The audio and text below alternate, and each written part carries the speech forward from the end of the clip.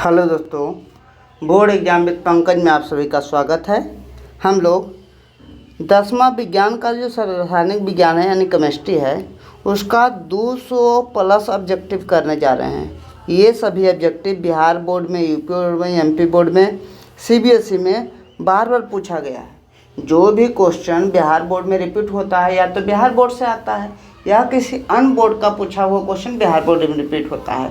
तो अगर ये 200 क्वेश्चन को अच्छे से आप समझकर याद कर लेते हैं तो आपको हम ये गारंटी के साथ बोल सकते हैं कि इसके बाहर केमिस्ट्री का 10th में क्वेश्चन नहीं आएगा। ऑब्जेक्टिव क्वेश्चन अच्छे से देखते चलिए, जो भी कंसेप्ट हो अच्छे से समझिए, जो याद करना हो अच्छे से याद कीजिए। तरीका भी बताएंगे, कुछ ट्रिक्स भी बताएंगे, कैसे याद किया जाता है, सभी बातों को डिस्कस करते हुए आगे बढ़ेंगे। एक बार अच्छे से इस वीडियो को देख लीजिए, एक बार अपने से कॉपी पर लिख लीजिए आंसर, क्वेश्चन के साथ आंसर। आपको एग्ज़ाम देने के पहले एक बार देख लेना, उसके बाद कोई भी क्वेश्चन आपसे एग्जाम में गलती होने की कोई संभावना नहीं रहेगी। देखिए स्टार्ट करते हैं।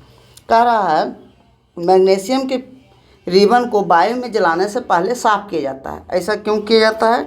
तो इसको याद रखना है कि मैग्नीशियम पर एक परत चढ़ जाती है, इस परत को हटाने के लिए इसको साफ़ किया जाता है। तो आंसर क्या है? मैग्नीशियम ऑक्साइड की सुरक्षात्मक परत को हटाने के लिए आपको याद रखना है मैग्नीशियम के ऊपर ऑक्साइड की एक परत चढ़ जाती है जिसे साफ़ किया जाता है ताकि ये जले। एक क्वेश्चन और इससे पूछा जाएगा, मैग्नीशियम जो जलता है उसका रंग कैसा होता है? मैग्नीशियम जो जलता है उसका रंग कैसा होता है? तो आपको याद रखना है श्वेत रंग का होता है, चमकीला रंग का होता है। अगला है लोहे के चूर्ण को तनु कौन से हाइड्रोक्लोर, लोहे का चूर्ण Fe होता है, तनु क्लोरिक अम्ल क्या होता है? HCl। जो पेट का अम्ल होता है वो HCl होता है।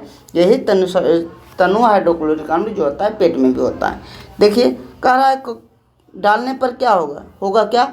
H के जगह Fe आ जाता है, FeCl2 बन जाएगा और H2 निकलेगा। हमेशा आपको याद रखना है कौन सा गैस निकलेगा, या हाइड्रोजन गैस निकलेगा और फेरस क्लोराइड का, फेरिक क्लोराइड का, आयरन क्लोराइड का निर्माण होगा।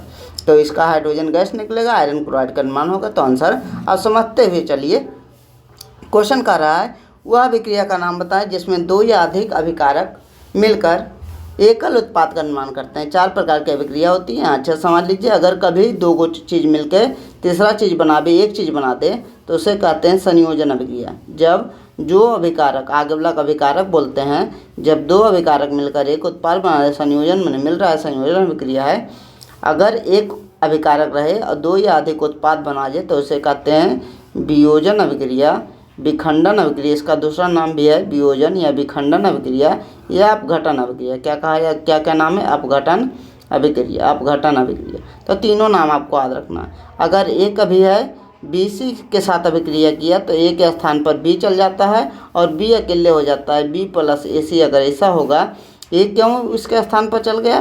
क्योंकि ये ज़्यादा अभिक्रियाशील है। आपको याद रखना है, A जो होता है, अगर A अधिक अभिक्रियाशील है, A जो है अधिक अभिक्रियाशील है, अधिक क्रियाशील है तो ऐसा होता है। जो अधिक क्रियाशील है तो दूसरे का स्थान ले लेता है, विस्थापित कर देता है, तो इसको कहते हैं, ये तो हो गया दूसरा वाला, ये पहला वाला। तो इस अभिक्रिया को कहते हैं विस्थापन अभिक्रिया। इस पूरे अभिक्रिया को क्या कहते हैं? विस्थापन अभिक्रिया। अच्छे से ध्यान रखिएगा तीनों अभिक्रिया। और विस्थापन अभिक्रिया जब भी होता है तो कुछ रंग में परिवर्तन होता है। रंग में क्या होता है? परिवर्तन होता है। तो जब दो चीज़ मिल जाए, संयोजन अभिक्रिया। जब टूट जाए, एक चीज़ रहे दो चीज़ बन जाए तो वियोजन, विखंडन या अपघटन अभिक्रिया। जब अधिक अभिकारक अभिक्रियाशील तत्व कम अभिक्रियाशील तत्व को विस्थापित कर दे तो विस्थापन अभिक्रिया। विस्थापन अभिक्रिया के साथ होता क्या है? रंग बदल जाता है। अच्छा से आपको ध्यान रखना है। तो इसमें क्या क्वेश्चन कर रहा है, ऐसे अभिक्रिया का नाम बताइए जिसमें दो अभिकारक, यानी अभिकारक शुरुबला बोलते हैं। ये जो ना अभिकारक है शुरुबला क्या बोलते हैं? शुरुबला जो अभिक्रिया में भाग लेता है उसे अभिकारक बोलते हैं। जो अभिक्रिया के बाद बनता है उसको क्या कहते हैं? प्रतिफल बोलते हैं। तो अभिकारक क्या हुआ? ये सब अभिकारक हुआ, ये क्या हुआ? ये भी हमारा प्रतिफल हुआ। तो समझिए यहाँ अच्छे से। कह रहा है जिसमें दो से या अधिक अभिकारक मिलकर एकल उत्पाद बनाते हैं, यानी पहला के बारे में बोल रहा है, A + B मिला और ये भी बनाया तो इसको क्या कहते हैं? तो इसको संयोजन अभिक्रिया कहते हैं। अभी समझा चुके हैं। तो आंसर क्या होगा? संयोजन अभिक्रिया। अगला देखिए, कैल्शियम कार्बोनेट को गर्म करने पर कैल्शियम ऑक्साइड, कैल्शियम कार्बोनेट क्या होता है? CaCO3 होता है। कैल्शियम ऑक्साइड CaO होता है और CO2 निकलता है। इसमें हो क्या रहा है? कोई एक चीज़ था A + बी टूट गया, एक चीज था दो चीज में टूट गया, टूट कर बना तो उससे क्या कहते हैं, वियोजन, विखंडन या अपघटन अभिक्रिया। तो इसमें क्या दिया है, विखंडन या अपघटन अभिक्रिया। समझते हुए अच्छे से चलिए। अगला क्वेश्चन क्या है, अगला क्वेश्चन देखिए।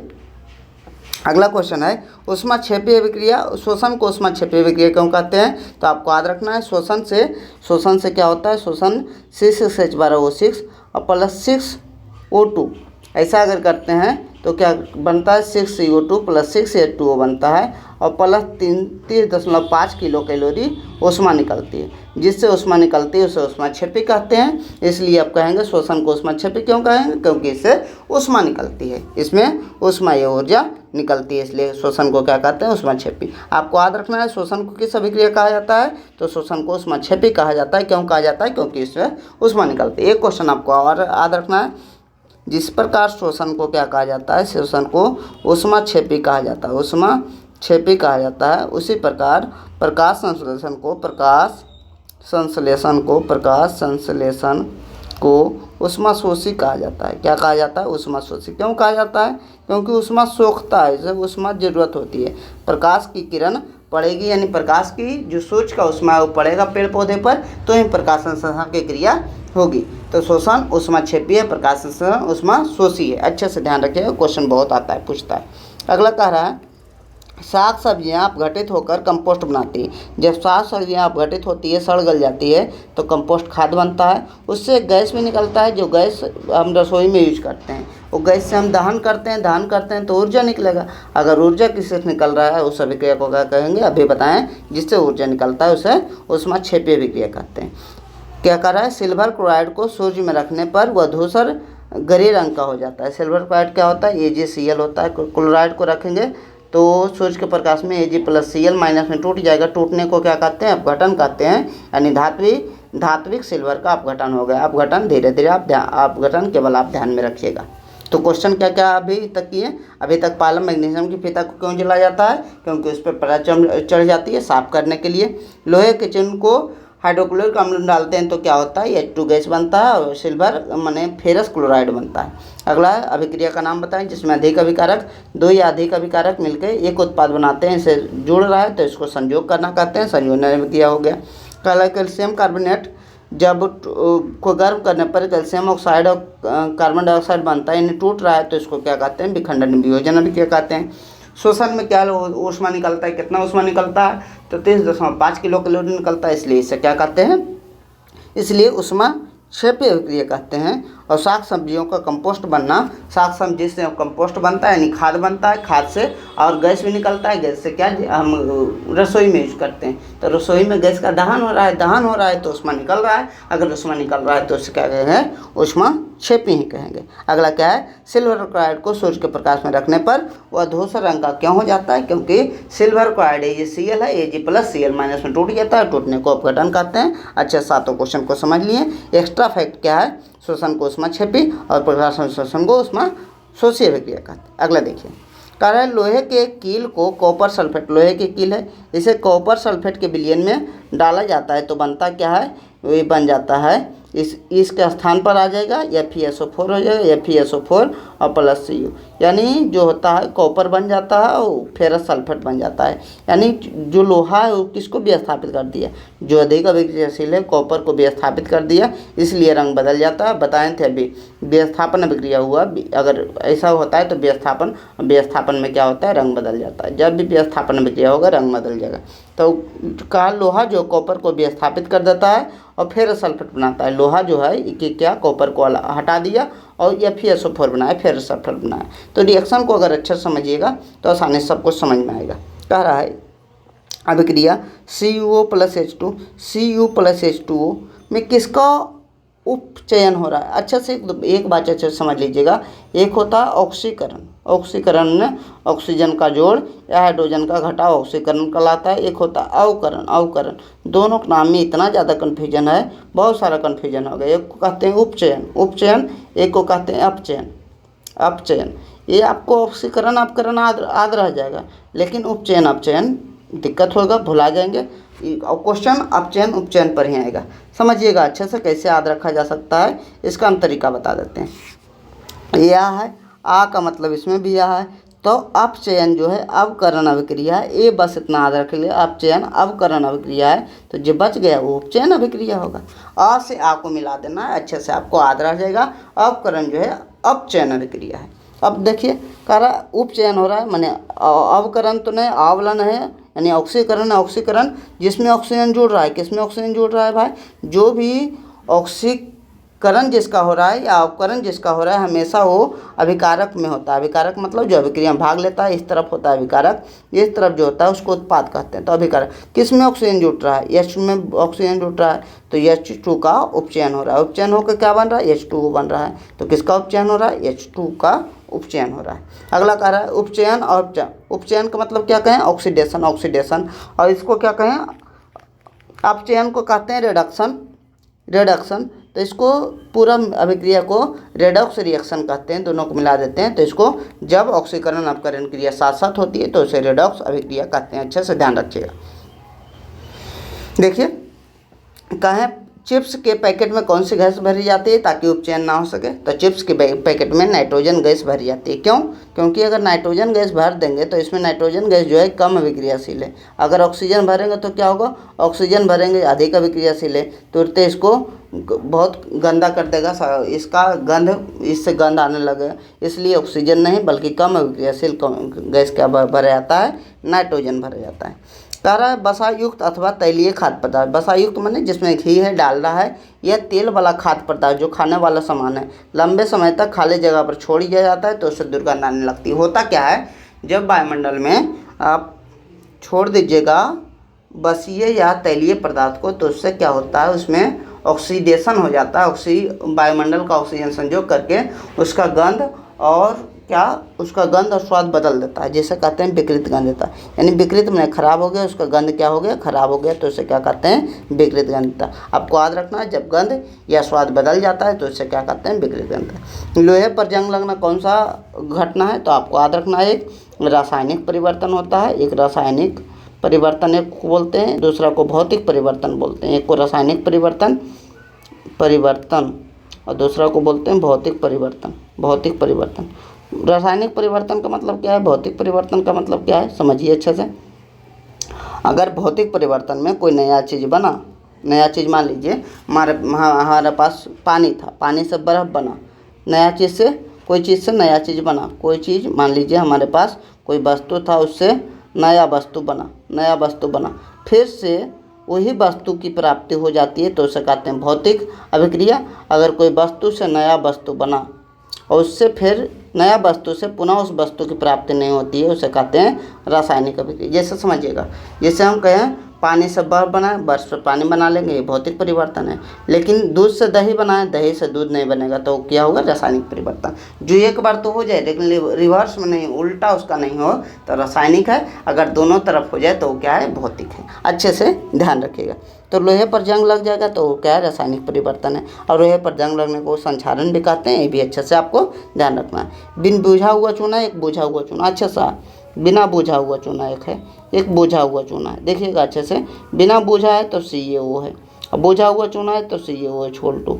अगर कन्फ्यूजन आपको कभी होगा तो जब कोई चीज़ बुझ जाता है उसमें H2 रहता है, मैंने पानी डाले तब भी बुझा, तो पानी का मात्रा किस में लग रहा है, तो पानी की मात्रा OH2 में लग रहा है कि इससे H2O निकल जाएगा। तो बुझा हुआ चूना पूछेगा तो OH उसमें देख लेंगे, इसमें OH देख लेंगे फार्मूला में क्या है, H2O है कि नहीं, तो H2O इसमें लग रहा है। बिन बुझा हुआ चूना पूछेगा तो CaO। दोनों को अच्छे से याद रखिएगा।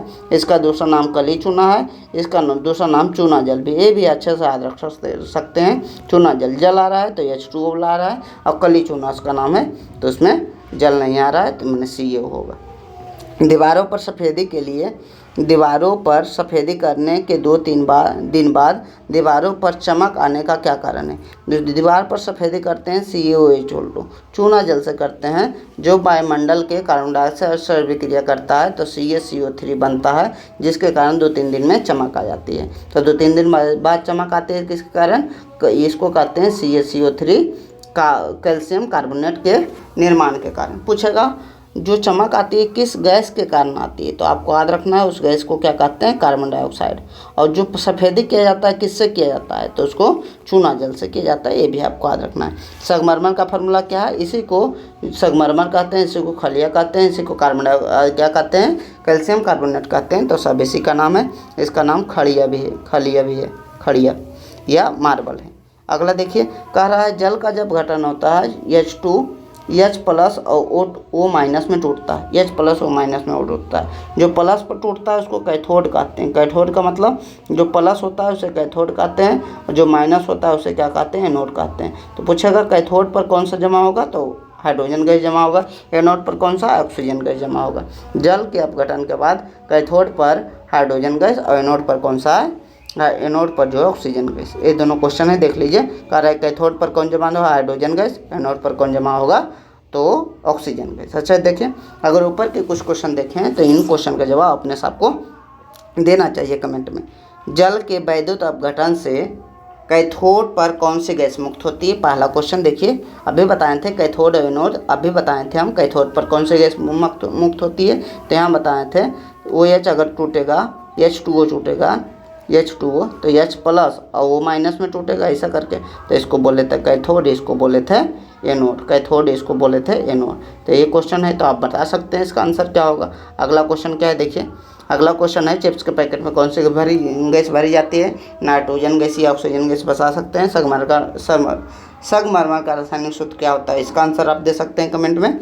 लोहे पर जंग लगना कौन सा परिवर्तन है, रासायनिक परिवर्तन या भौतिक परिवर्तन। और शोषण कैसे अभिक्रिया है, ऊष्मक्षेपीय, ऊष्मशोषीय। इन पाँचों का आंसर आपको कमेंट में करना है, क्योंकि आज 200 क्वेश्चन करना है। तो 200 क्वेश्चन करने के लिए थोड़ा टाइम ज़्यादा लगे, इसलिए आप वीडियो को सिंसियर होकर अच्छे से देखते रहिए। कह रहा है रासायनिक समीकरण को संतुलित करना किस नियम पर आधारित है, तो रासायनिक समीकरण को संतुलित करना का मतलब क्या होता है, Mg प्लस O2 जोड़ें और कहें MgO हो गए। इसका मतलब यहाँ तो ऑक्सीजन 2 है, यहाँ ऑक्सीजन 1 है, तो यहाँ 2 करते हैं, यहाँ 2 करते हैं। क्यों करते हैं, क्योंकि अभिकारक का द्रव्यमान जो होता है उत्पाद के द्रव्यमान का बराबर होता है, उसको कहते हैं द्रव्यमान संरक्षण का नियम। लेबोजियर ने दिया था, लेबोजियर एक वैज्ञानिक था जिन्होंने द्रव्यमान संरक्षण का नियम दिया था। उन्होंने कहा था किसी भी संतुलित रासायनिक समीकरण के लिए, किसी भी संतुलित रासायनिक समीकरण के लिए अभिकारक का कुल द्रव्यमान उत्पाद के कुल द्रव्यमान के बराबर होता है। तो संतुलित रहेगा तो ही, तो संतुलित क्यों किया जाता है, तो आपको याद रखना है द्रव्यमान संरक्षण के नियम को पालन करने के लिए। कह रहा है जो AgBr होता है उसका यूज जो होता है किस में होता है, कह दिया फोटोग्राफी में होता है। AgBr का यूज जो होता है फोटोग्राफी में होता है।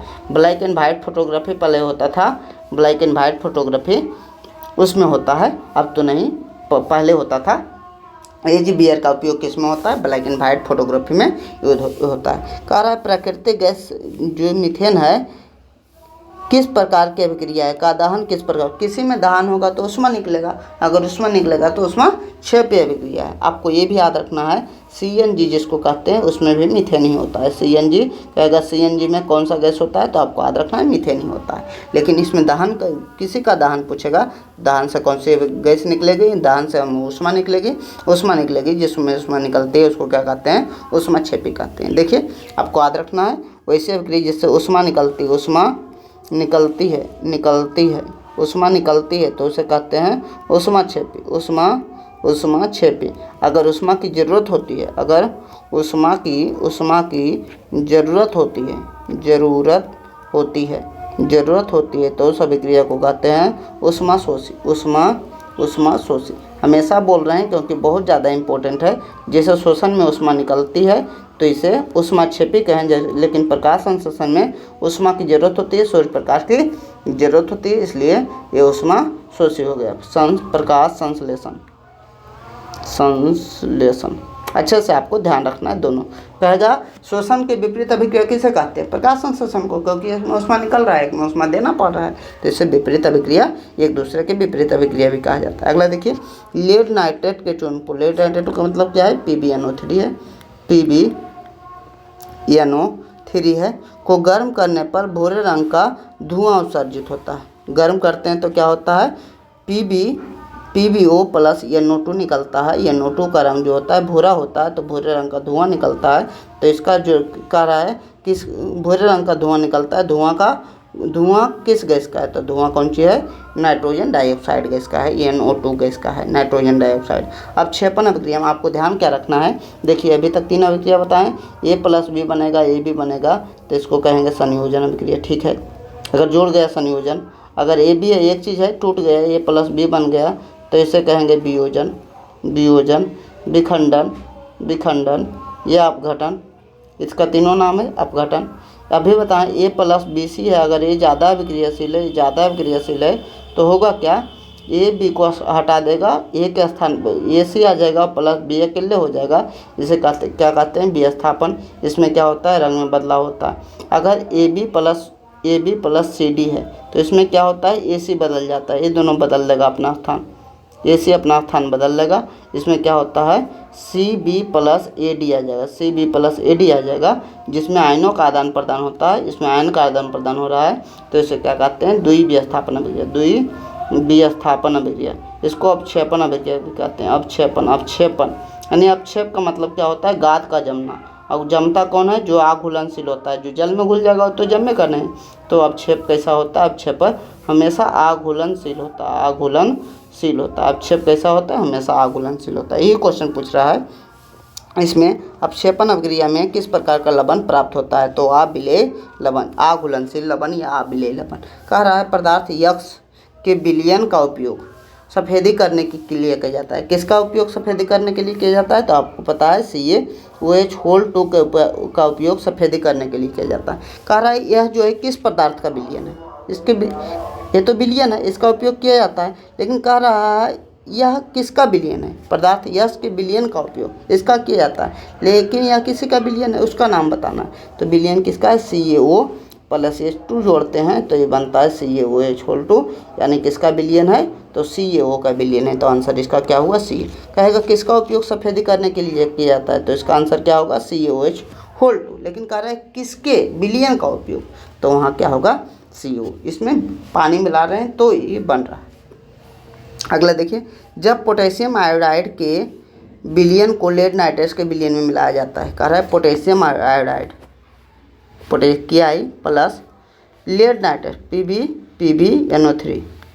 PbNO3 के विलयन में मिलाया जाता है, तो किस रंग का अपक्षेप बनता है, आपको याद रखना है PbI2 बनता है, जिसका रंग जो होता है पीला होता है। यहाँ का क्या बनता है, PbI2 बनता है, और भी बनता है, आज नहीं रखने का है। यहाँ पीले रंग का अपक्षेप PbI जो होता है किस रंग का अपक्षेप है, पीले रंग का अपक्षेप है, ये आपको अच्छे से ध्यान रखना है। PbI जो है पीले रंग का अपक्षेप बनता है, PbI का रंग क्या है, पीला रंग है। अगला देखिए, क्या लोहे की बाल्टी में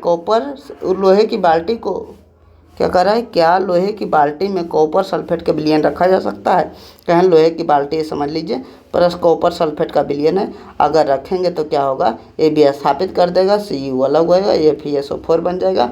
इस प्रकार रिएक्शन होगा, और रिएक्शन होगा तो पूरा बाल्टी ही धीरे धीरे क्या होगा, ख़त्म हो जाएगा, गल जाएगा। इसलिए लोहे की बाल्टी में कॉपर सल्फेट का विलयन नहीं डाला जा सकता है, लोहे की बाल्टी में कॉपर सल्फेट का विलयन नहीं डाला जा सकता है, क्योंकि लोहा ज़्यादा अभिक्रियाशील है, अभी अधिक अभिक्रियाशील रहेगा, प्रतिक्रिया कर लेगा, धीरे धीरे ख़त्म कर लेगा। कह रहा है रासायनिक अभिक्रिया में भाग लेने वाले पदार्थ क्या कहलाते हैं, तो रासायनिक अभिक्रिया में जो भाग लेता है अभिकारक कहलाता है। जैसे AB प्लस A+B बना, AB बना, तो इस बगल को जो भाग लेता है अभिकारक कहते हैं, और जो बनता है उसको उत्पाद या प्रतिफल कहते हैं, उसको क्या कहते हैं, उत्पाद या प्रतिफल कहते हैं। तो कहेगा रासायनिक अभिक्रिया में भाग लेने वाले पदार्थ अभिकारक, और रासायनिक अभिक्रिया के बाद बनने वाला जो फल होता है, पदार्थ होता है, उसे प्रतिफल या उत्पाद कहते हैं। तो यहाँ उत्पाद इसका आंसर प्रतिफल भी हो सकता था, प्रतिफल भी ऑप्शन देता तो हो सकता था। अगला कह रहा है जंग का सूत्र क्या होता है, तो जंग का सूत्र आपको याद रखना है, जो लोहे में जंग लगता है Fe2O 3 × X2O। कितना पानी रहेगा, पानी निश्चित नहीं है, जितना जलवाष्प रहेगा उतना पानी रहेगा, Fe2O 3 × X2O। अच्छे से जंग का सूत्र आपको ध्यान रखना है। कह रहा है देखिए, एक है ऑक्सीकरण, एक है ऑक्सीकरण, एक है अवकरण। दोनों ऑक्सीकरण अवकरण का नाम है अपचयन। आ से अवकरण, आ से अपचयन। अभी बताएं तरीका याद करने का। इसका क्या है, उपचयन होगा। इसका 3 परिभाषा दिया जाता है। तीन परिभाषा। पहला परिभाषा, ऑक्सीजन के जोड़ को ऑक्सीकरण कहते हैं, हाइड्रोजन के घटाव को ऑक्सीकरण कहते हैं, इलेक्ट्रॉन के त्याग को ऑक्सीकरण कहते हैं। माने इलेक्ट्रॉन माइनस होगा, हाइड्रोजन माइनस होगा, ऑक्सीजन जोड़ेगा, ऑक्सीकरण।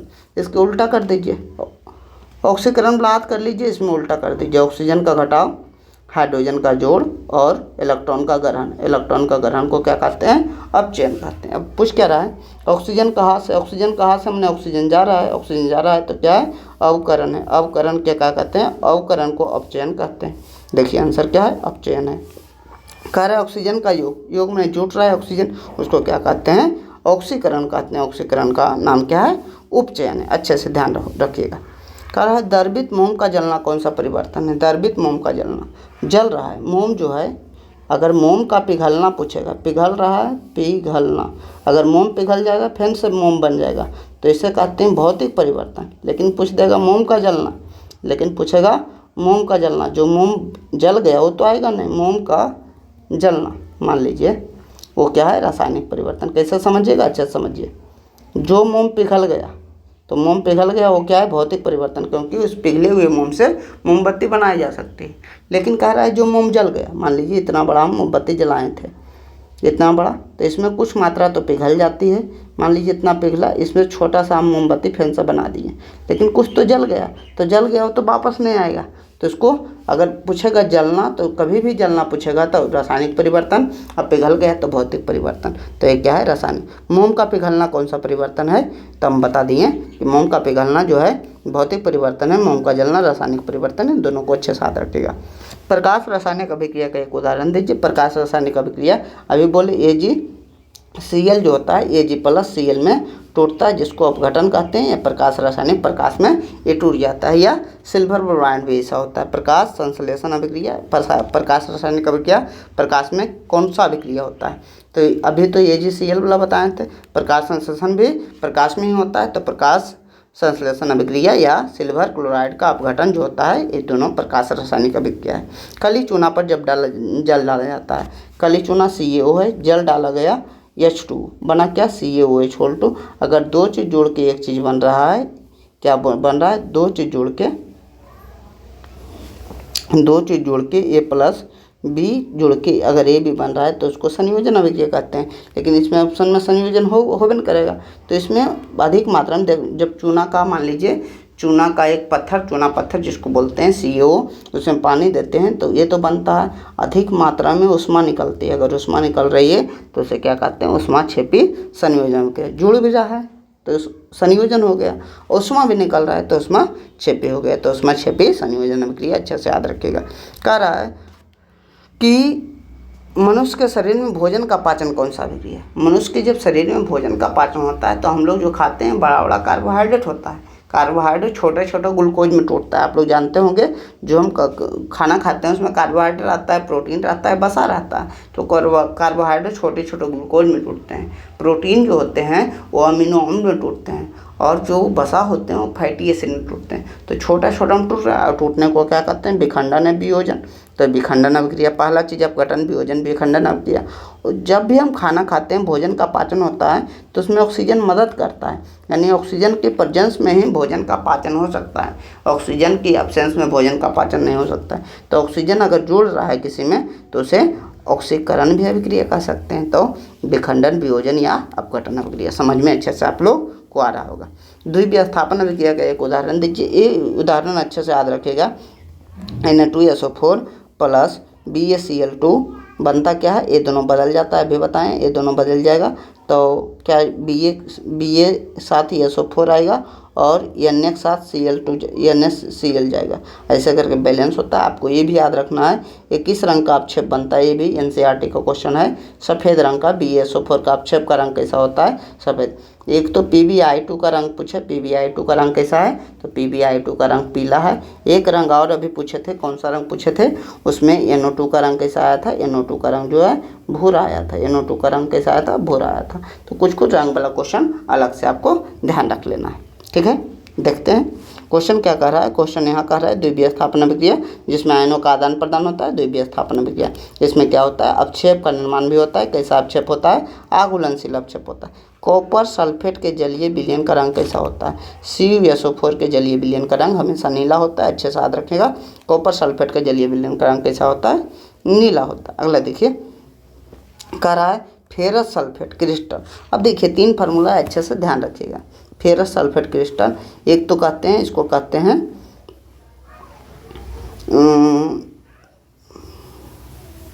उजला थोथा। क्या बोलते हैं, उजला थोथा या उजला कशिश, उजला वाइट विट्रोल कहते हैं। एक होता है नीला थोथा, थोथा का 2-3 इंग्लिश अंग्रेजी जो है विट्रोल है। नीला थोथा, उजला थोथा, उजला थोथा और हरा थोथा, हरा थोथा। तीनों का फार्मूला अच्छे से जैसे समझ लीजिए। एक में होता है, आपको याद रखना है, एक CuSO4 होता है, एक FeSO4 होता है, एक ZnSO4 होता है, ZnSO4 होता है। कौन किस में आएगा ये समझ आ जाते हैं। नीला का अंग्रेजी कौन सी है, ब्लू है। ब्लू B जो है C के पास है, तो ये CuSO4 के पास जाएगा।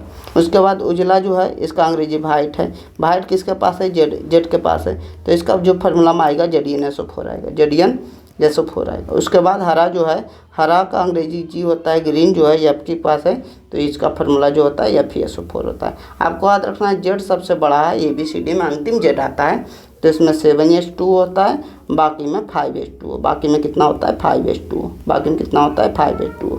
तो इस प्रकार अपने से आप याद कर सकते हैं। इसका आंसर कैसे देंगे, जो क्वेश्चन है उसका आंसर कैसे देंगे। कह रहा है फेरस सल्फेट के क्रिस्टल, फेरस सल्फेट यानी F है, F जो है G के आसपास है, यानी ये क्या होगा, ग्रीन होगा। 3 को सल्फेट के क्रिस्टल होबे करता है, तो एक कैसा होगा, ग्रीन होगा। ये फार्मूला भी बहुत ज़्यादा इंपॉर्टेंट है, अच्छे से ध्यान रखिएगा। कह रहा है अम्ल का स्वाद कैसा होता है, तो अम्ल क्षार के बारे में 2-3 बात अच्छे से ध्यान रख लीजिए। अम्ल जो होता है खट्टा होता है, अम्ल क्या होता है, खट्टा होता है। यह जो जल में घुलता है तो हाइड्रोजन या हाइड्रोनियम आयन देता है, H3O+, इसको हाइड्रोनियम, इसको हाइड्रोजन आयन बोलते हैं, इसको हाइड्रोनियम आयन बोलते हैं। इसका pH मान जो होता है, pH मान कितना होता है, 7 से कम होता है, 7 से कम होता है। pH मान जो होता है 7 से कम होता है। इसके लिए एक शब्द याद रखिएगा, अनिल। अनिल का मतलब अम्ल जो होता है नीला लिटमस पत्र को क्या करता है, लाल कर देता है। नीला को लाल कहेगा तो अम्ल होगा, और लाल को नीला उल्टा कर देगा तो क्षार हो जाएगा। तो अच्छे से इस सब क्वेश्चन को याद रखना है। कह रहा अम्ल का स्वाद कैसा होता है, खट्टा। क्षारक का स्वाद कैसा होता है, तो क्षारक के लिए याद रखिए, क्षार के लिए याद रखिएगा, इसका स्वाद जो होता है कड़वा होता है। कैसा होता है, कड़वा होता है। ये जो जल में घुलकर OH- आयन देता है, इसका pH मान 7 से अधिक होता है, 7 से अधिक होता है, और उल्टा करता है, नीला से लाल करता है, लाल से नीला करेगा, लाल से नीला करेगा, लाल से नीला करेगा। ये सभी बातें आपको अच्छे से ध्यान रखना है। तो कड़वा स्वाद कैसा होता है, जो होता है कड़वा होता है, साबुन की तरह चिकना होता है। क्षार होता है साबुन की तरह चिकना।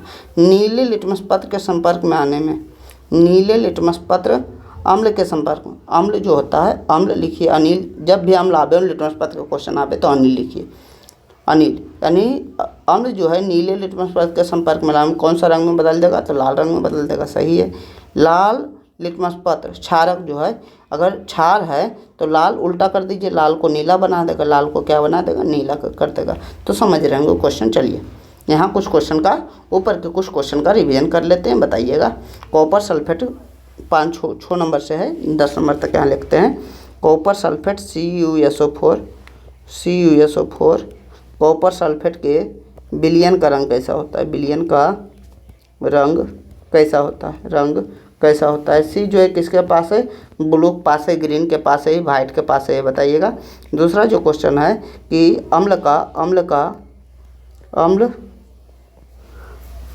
जो है का स्वाद, अम्ल का स्वाद कैसा होता है, अम्ल का स्वाद कैसा होता है, अम्ल का स्वाद कैसा होता है, ये बताइएगा।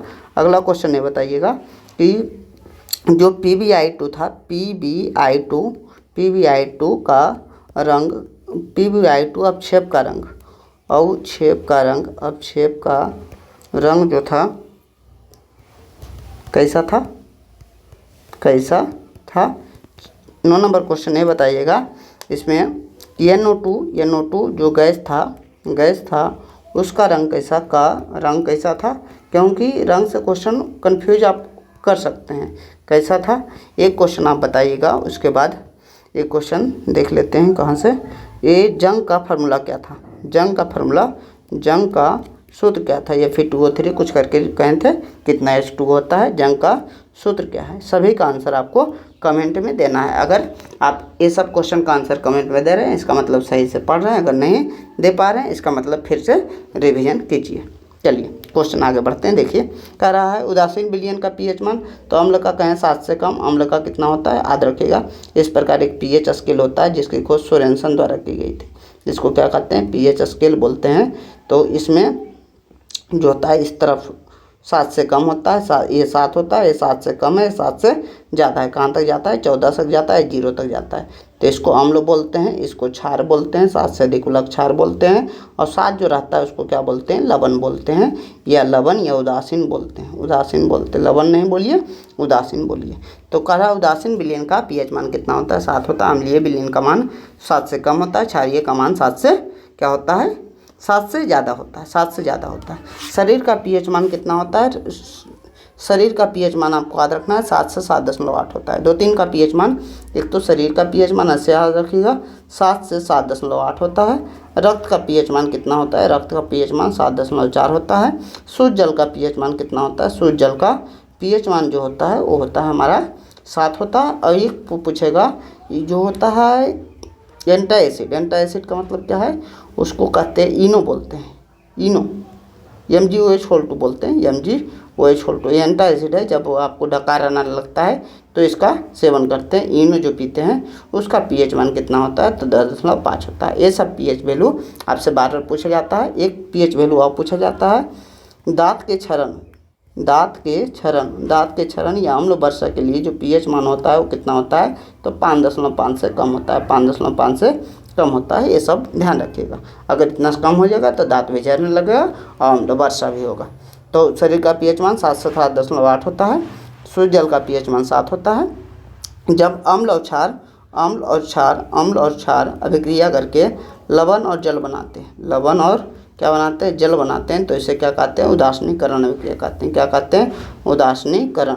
जब अम्ल और क्षार मिलकर लवण और जल बनाते हैं तो इस अभिक्रिया को उदासीनीकरण अभिक्रिया कहते हैं।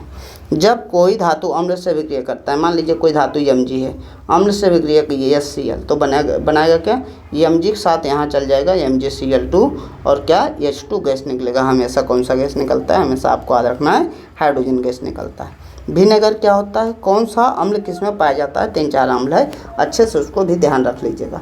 कहे डंक में कौन सा अम्ल पाया जाता है, तो इसे कहते हैं फॉर्मिक अम्ल। क्या बोलते हैं, डंक में कौन सा अम्ल पाया जाता है, तो फॉर्मिक। और फॉर्मिक का दूसरा नाम जो है मेथनोइक अम्ल है। कहेगा सिरका में कौन सा अम्ल पाया जाता है, सिरका में एसिटिक, सिरका में कौन सा अम्ल पाया जाता है, तो एसिटिक है, एसिटिक। और इसका भी दूसरा नाम है, इसका नाम है इथेनोइक है, इथेनोइक, एसिटिक या इथेनोइक, ये दोनों याद रखिएगा। डंक में कौन सा, फॉर्मिक है, मिथेनोइक, और सिरका में एसिटिक है, इथेनोइक। ए से इथेनोइक है, ई से इथेनोइक है, ई से इथेनोइक है, एसिटिक है, इथेनोइक है, अच्छे से आपको ध्यान रखना है। आपसे पूछ देगा इमली में कौन सा अम्ल पाया जाता है, तो इमली में जो होता है टार्टरिक अम्ल होता है, टार्टरिक। सेब में कौन सा होता है, तो सेब में मैलिक होता है। सेब में कौन सा अम्ल पाया जाता है, तो सेब में मैलिक या में मौलिक अम्ल पाया जाता है। नींबू संतरा में सिट्रिक अम्ल, नींबू या संतरा में क्या पाया जाता है, नींबू या संतरा में सिट्रिक अम्ल पाया जाता है, सिट्रिक अम्ल। कोई भी डंक, नेटल डंक पूछे, मधुमक्खी का डंक पूछे, बिच्छा का डंक पूछे, कोई भी डंक में फॉर्मिक अम्ल में एथनोइक अम्ल पाया जाता है। कह रहा है विनेगर में, तो अभी बताया विनेगर में एसिटिक या एथनोइक अम्ल पाया जाता है, इथेनोइक अम्ल इसका है। टमाटर में आपको याद रखना है, टमाटर में ऑक्जेलिक अम्ल पाया जाता है। टमाटर में कौन सा अम्ल पाया जाता है, ऑक्जेलिक अम्ल पाया जाता है, ऑक्जेलिक अम्ल। टमाटर में कौन सा ऑक्जेलिक अम्ल पाया जाता है। इमली में टार्टरिक अम्ल पाया जाता है। नींबू संतरा में सिट्रिक, दही में लैक्टिक अम्ल पाया जाता है, दही में लैक्टिक। चींटी के डंक या नेटल डंक, कोई भी डंक रहे, फॉर्मिक या मिथेनोइक अम्ल पाया जाता है। तो दही दूध से जब भी क्वेश्चन आएगा, दूध या दही में कौन सा अम्ल पाया जाता है, तो लैक्ट माने दूध या दही होता है, लैक्टिक अम्ल के कारण आओ, ये क्या चीज़ याद रखिएगा, जो होता है हमारे मांसपेशियों में जम जाता है लैक्टिक अम्ल जो होता है मांसपेशियों में जम जाता है, इसके कारण क्या होता है, ऐंठन होने लगता है। पूछेगा कौन सा अम्ल हमारे मांसपेशियों में ऐंठन का कारण बनता है।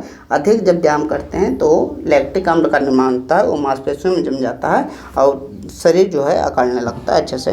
डंक में मेथनोइक या फॉर्मिक अम्ल। दांत के क्षरण के लिए अभी बताएं, दांत के क्षरण या अम्लवर्षा के लिए 5.5 pH से कम होना चाहिए। कह रहा है अदर, उदर, उदर का मतलब क्या है, उदर का मतलब है पेट में अत्यधिक अम्ल बनने से राहत के लिए। तो बनने से राहत के लिए भी बताएं, इनो पीते हैं, MgOH होता है। इनो जो पीते हैं उसे एंटा एसिड बोलते हैं, MgOH, इसका pH वैल्यू कितना होता है, 10.5 होता है। अगला देखिए, कह रहा है MgOH मिल्क ऑफ मैग्नीशिया का रासायनिक सूत्र, मिल्क ऑफ मैग्नीशिया का रासायनिक सूत्र इसे बोलते हैं MgOH। इसका कह रहा है pH वैल्यू कितना होता है, लगभग होता है 10 होता है, कभी कभी आंसर ऑप्शन में 10.5 देता है, तो आपको याद रखना है भी 10.5 याद रखना है। लगभग 10 है, कितना है, 10.5 है। साधारण नमक का रासायनिक सूत्र क्या होता है, सभी जानते होंगे। साधारण नमक क्या होता है, NaCl साधारण नमक होता है। कुछ कुछ रासायनिक सूत्र बहुत ज़्यादा इंपॉर्टेंट है, जैसे हमारा हो गया, जैसे कौन सा हो गया, ब्लीचिंग पाउडर है, ब्लीचिंग पाउडर ये बहुत ज़्यादा इम्पोर्टेंट है। हमको हो गया, जैसे कहते हैं बेकिंग सोडा, एक होता है वाशिंग सोडा, ये तीनों बहुत ज़्यादा इम्पोर्टेंट है। बेकिंग सोडा, एक है वाशिंग सोडा। उधर प्लास्टर ऑफ पेरिस सर बताए हैं, अभी बताए हैं, जब देखिए क्या है, तो CaOCl2 कैल्शियम ऑक्सीक्लोराइड बोलते हैं। ब्लीचिंग पाउडर को CaOCl2 बोलते हैं। बेकिंग सोडा का जो होता है फार्मूला, बेकिंग सोडा होता है, एक क्या है, वाशिंग सोडा। बेकिंग ने खाने वाला सोडा, और खाने वाला बाई बनाती है, इसलिए NaHCO3, इसको कहते हैं सोडियम बाइकार्बोनेट। बाई बनाती है ना खाना, इसलिए सोडियम बाइकार्बोनेट यह चाहेगा उसमें। इसमें धोबन सोडा Na2CO3 इंटू 10H2 आता है, इंटू 10H2 आता है। अच्छे से आप ये फार्मूला ध्यान रखिएगा क्योंकि क्वेश्चन बहुत ज़्यादा इंपॉर्टेंट है। कह रहा है विरंजक चूर्ण का रासायनिक सूत्र क्या होता है, तो बताएं CaOCl2 कैल्शियम ऑक्सीक्लोराइड बोलते हैं। अगला देखिए, बेकिंग सोडा में खाने वाला सोडा, तो बेकिंग सोडा का क्या होता है, NaCO3 सोडियम हाइड्रोजन कार्बोनेट या सोडियम H को बाई भी बोलते हैं। Sodium NaCO3 sodium hydrogen carbonate या सोडियम, इसको बाई कार्बोनेट भी बोलते हैं। तो सोडियम हाइड्रोजन कार्बोनेट या सोडियम बाई। धोने वाला सोडा उसे वाशिंग सोडा कहते हैं, Na2CO3 into 10H2। Plaster of Paris और जिप्सम बताएं, जिप्सम क्या होता है, CaSO4 इंटू 2H2, ये जिप्सम था, इसको गर्म किए थे, आपको ध्यान होगा गर्म किए थे, तो CaSO4 इंटू ½ बना था। तो आपको याद रखना है, ये तो हमारा जिप्सम होता है, जो 2H2 वाला जिप्सम है। अगर ½ होता है तो इसको बोलते हैं प्लास्टर ऑफ पेरिस। तो ½ कहेगा प्लास्टर ऑफ पेरिस और 2H2 कहेगा तो gypsum. CaSO4 into 2H2 gypsum. Plaster of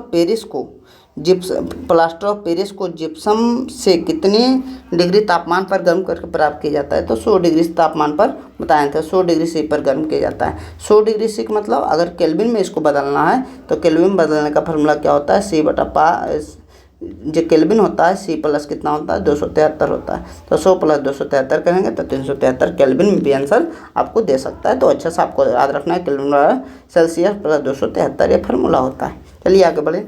अम्लीय वर्षा तब कहलाती है जब उसका pH मान 5.5 से कम होता है। 5.5 5.6 कोई प्रभाव नहीं पड़ता है, आपको याद रखना है 5.5 है, क्योंकि कन्फ्यूज नहीं होना है।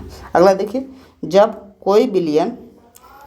कोई बिलियन अंडे के पीसे हुए कवच से अभिक्रिया कर, अंडा के पीसे हुआ कवच का मतलब CaCO3, खलिया बोले अंडा का पिसा हुआ कवच बोले, कवच का मतलब खोली जो है, खड़िया बोले अंडा का पिसा हुआ कवच बोले, संगमरमर बोले, चौक बोले, ये सब सभी का यही है। कल अभिक्रिया करके एक गैस उत्पन्न होता है, कोई बिलियन एक गैस उत्पन्न करता है जो दूध के चूने के पानी को दूधिया कर देता है। अगर चूने के पानी को कोई दूधिया कर रहा है उस CO2 गैस है, कन्फर्म कहा है, बताएं CaOH जो है उसमें CO2 मिलता था, तो क्या होता था, CaCO3 बनता था। इसी कारण दूधिया होता है, इसी कारण चमक आती है। तो कौन सा गैस है, CO2 गैस है। अपने से आपको ध्यान रखना है। इसमें क्वेश्चन 3-4 क्वेश्चन हम पूछ लेते हैं। क्वेश्चन क्या है, 10 से 11 नंबर से क्वेश्चन होगा। 11 नंबर से क्वेश्चन क्या है कि डंक में कौन सा अम्ल पाया जाता है, डंक में कौन सा अम्ल पाया जाता है, पाया जाता है। अगर इस प्रकार के वीडियो आप चाहते हैं कि आगे भी आए तो इन क्वेश्चन का जवाब ज़रूर कमेंट में दें, क्योंकि हमें लगेगा आप लोग सीरियस स्टूडेंट हैं तो आपके लिए हम भी मेहनत करेंगे, अन्यथा नहीं करेंगे। तो डंक में कौन सा अम्ल पाया जाता है? पहला, वो रक्त का पीएच मान कितना होता है? रक्त का पीएच मान कितना होता है? दांत के क्षरण के लिए पीएच मान कितना होता है? पीएच मान कितना होता है? बेकिंग सोडा का सूत्र लिखें। बेकिंग सोडा का सूत्र लिखें। अगला है पीओपी का सूत्र लिखें। प्लास्टर ऑफ पेरिस का सूत्र लिखें। पीओपी का सूत्र लिखें। पीओपी का सूत्र लिखें। पीओपी का नाम क्यों पड़ा? क्योंकि इसका जो खोज हुआ था फ्रांस की राजधानी पेरिस में हुआ था, इसलिए इसको कहते हैं प्लास्टर ऑफ पेरिस। देखिए अगला क्वेश्चन जो है कह रहा है जल की अस्थायी कठोरता को दूर करने के लिए किस सोडियम यौगिक का उपयोग किया जाता है? तो जल की अस्थायी कठोरता को दूर करने के लिए वाशिंग सोडा का प्रयोग किया जाता है। वाशिंग सोडा का फॉर्मूला Na2CO3 10H2O। कठोर भी है फिर भी वो जो सर्फ होता है, कितना भी खराब पानी है उसमें भी फेन ला देता है, इसलिए सर्फ का आविष्कार हुआ। तो आपको याद रखना है कि जल की अस्थायी कठोरता को दूर करने के लिए सर्फ का यूज किया जाता है, जिसे वाशिंग सोडा कहते हैं। तो इसका फार्मूला क्या है? अभी बता चुके हैं, Na2CO3। और बेकिंग सोडा का फार्मूला पूछेगा, बार बार इसलिए रिपीट कर रहे हैं क्योंकि याद हो जाए। NaHCO3। देखिए कह रहा है क्लोर अल्कली प्रोसेस में किन मुख्य पदार्थों का निर्माण होता है? क्लोर क्षार प्रक्रम। क्लोर क्षार प्रक्रम का मतलब ये हुआ, कह रहा है क्लोर क्षार मतलब क्लोर है, क्लोर का मतलब अम्ल है, क्षार प्रक्रम यानी अम्ल और क्षार का निर्माण हो रहा है। तो अम्ल में HCl रहेगा और क्या रहेगा? कोई भी अम्ल HCl रहेगा, NaOH रहेगा, मान लीजिए ऐसा। तो HCl में हाइड्रोजन गैस है, क्लोरीन गैस है, NaOH है। तो किसका निर्माण हो रहा है? क्लोरीन गैस, हाइड्रोजन गैस और सोडियम हाइड्रोक्साइड का निर्माण हो रहा है। तो आपको याद रखना है क्या? क्लोर क्षार प्रक्रम का मतलब क्या है? अम्ल और क्षार का निर्माण हो रहा है। अम्ल क्षार में कौन सा ऑप्शन है, उस ऑप्शन के हिसाब से टिक हो जाएगा। लिखिए लिटमस पत्र किस पौधे से प्राप्त किया जाता है? तो आपको याद रखना है लिटमस पत्र जो होता है लाइकेन से प्राप्त किया जाता है। लाइकेन क्या होता है? लाइकेन जो होता है कवक शैवाल का मिश्रण होता है। कवक तथा शैवाल का मिश्रण होता है। कवक तथा क्या होता है? शैवाल का। लाइकेन जो होता है कवक तथा शैवाल का मिश्रण होता है। अच्छे से आपको याद रखना है। और इसका जो रंग होता है वो बैंगनी रंजक होता है। पूछ सकता है किस रंग का होता है? तो बैंगनी रंजक होता है। तो अच्छे से आपको ध्यान रखना है। तो लाइकेन जो है पौधों से प्राप्त हो जाता है, थैलाफाइट समूह से।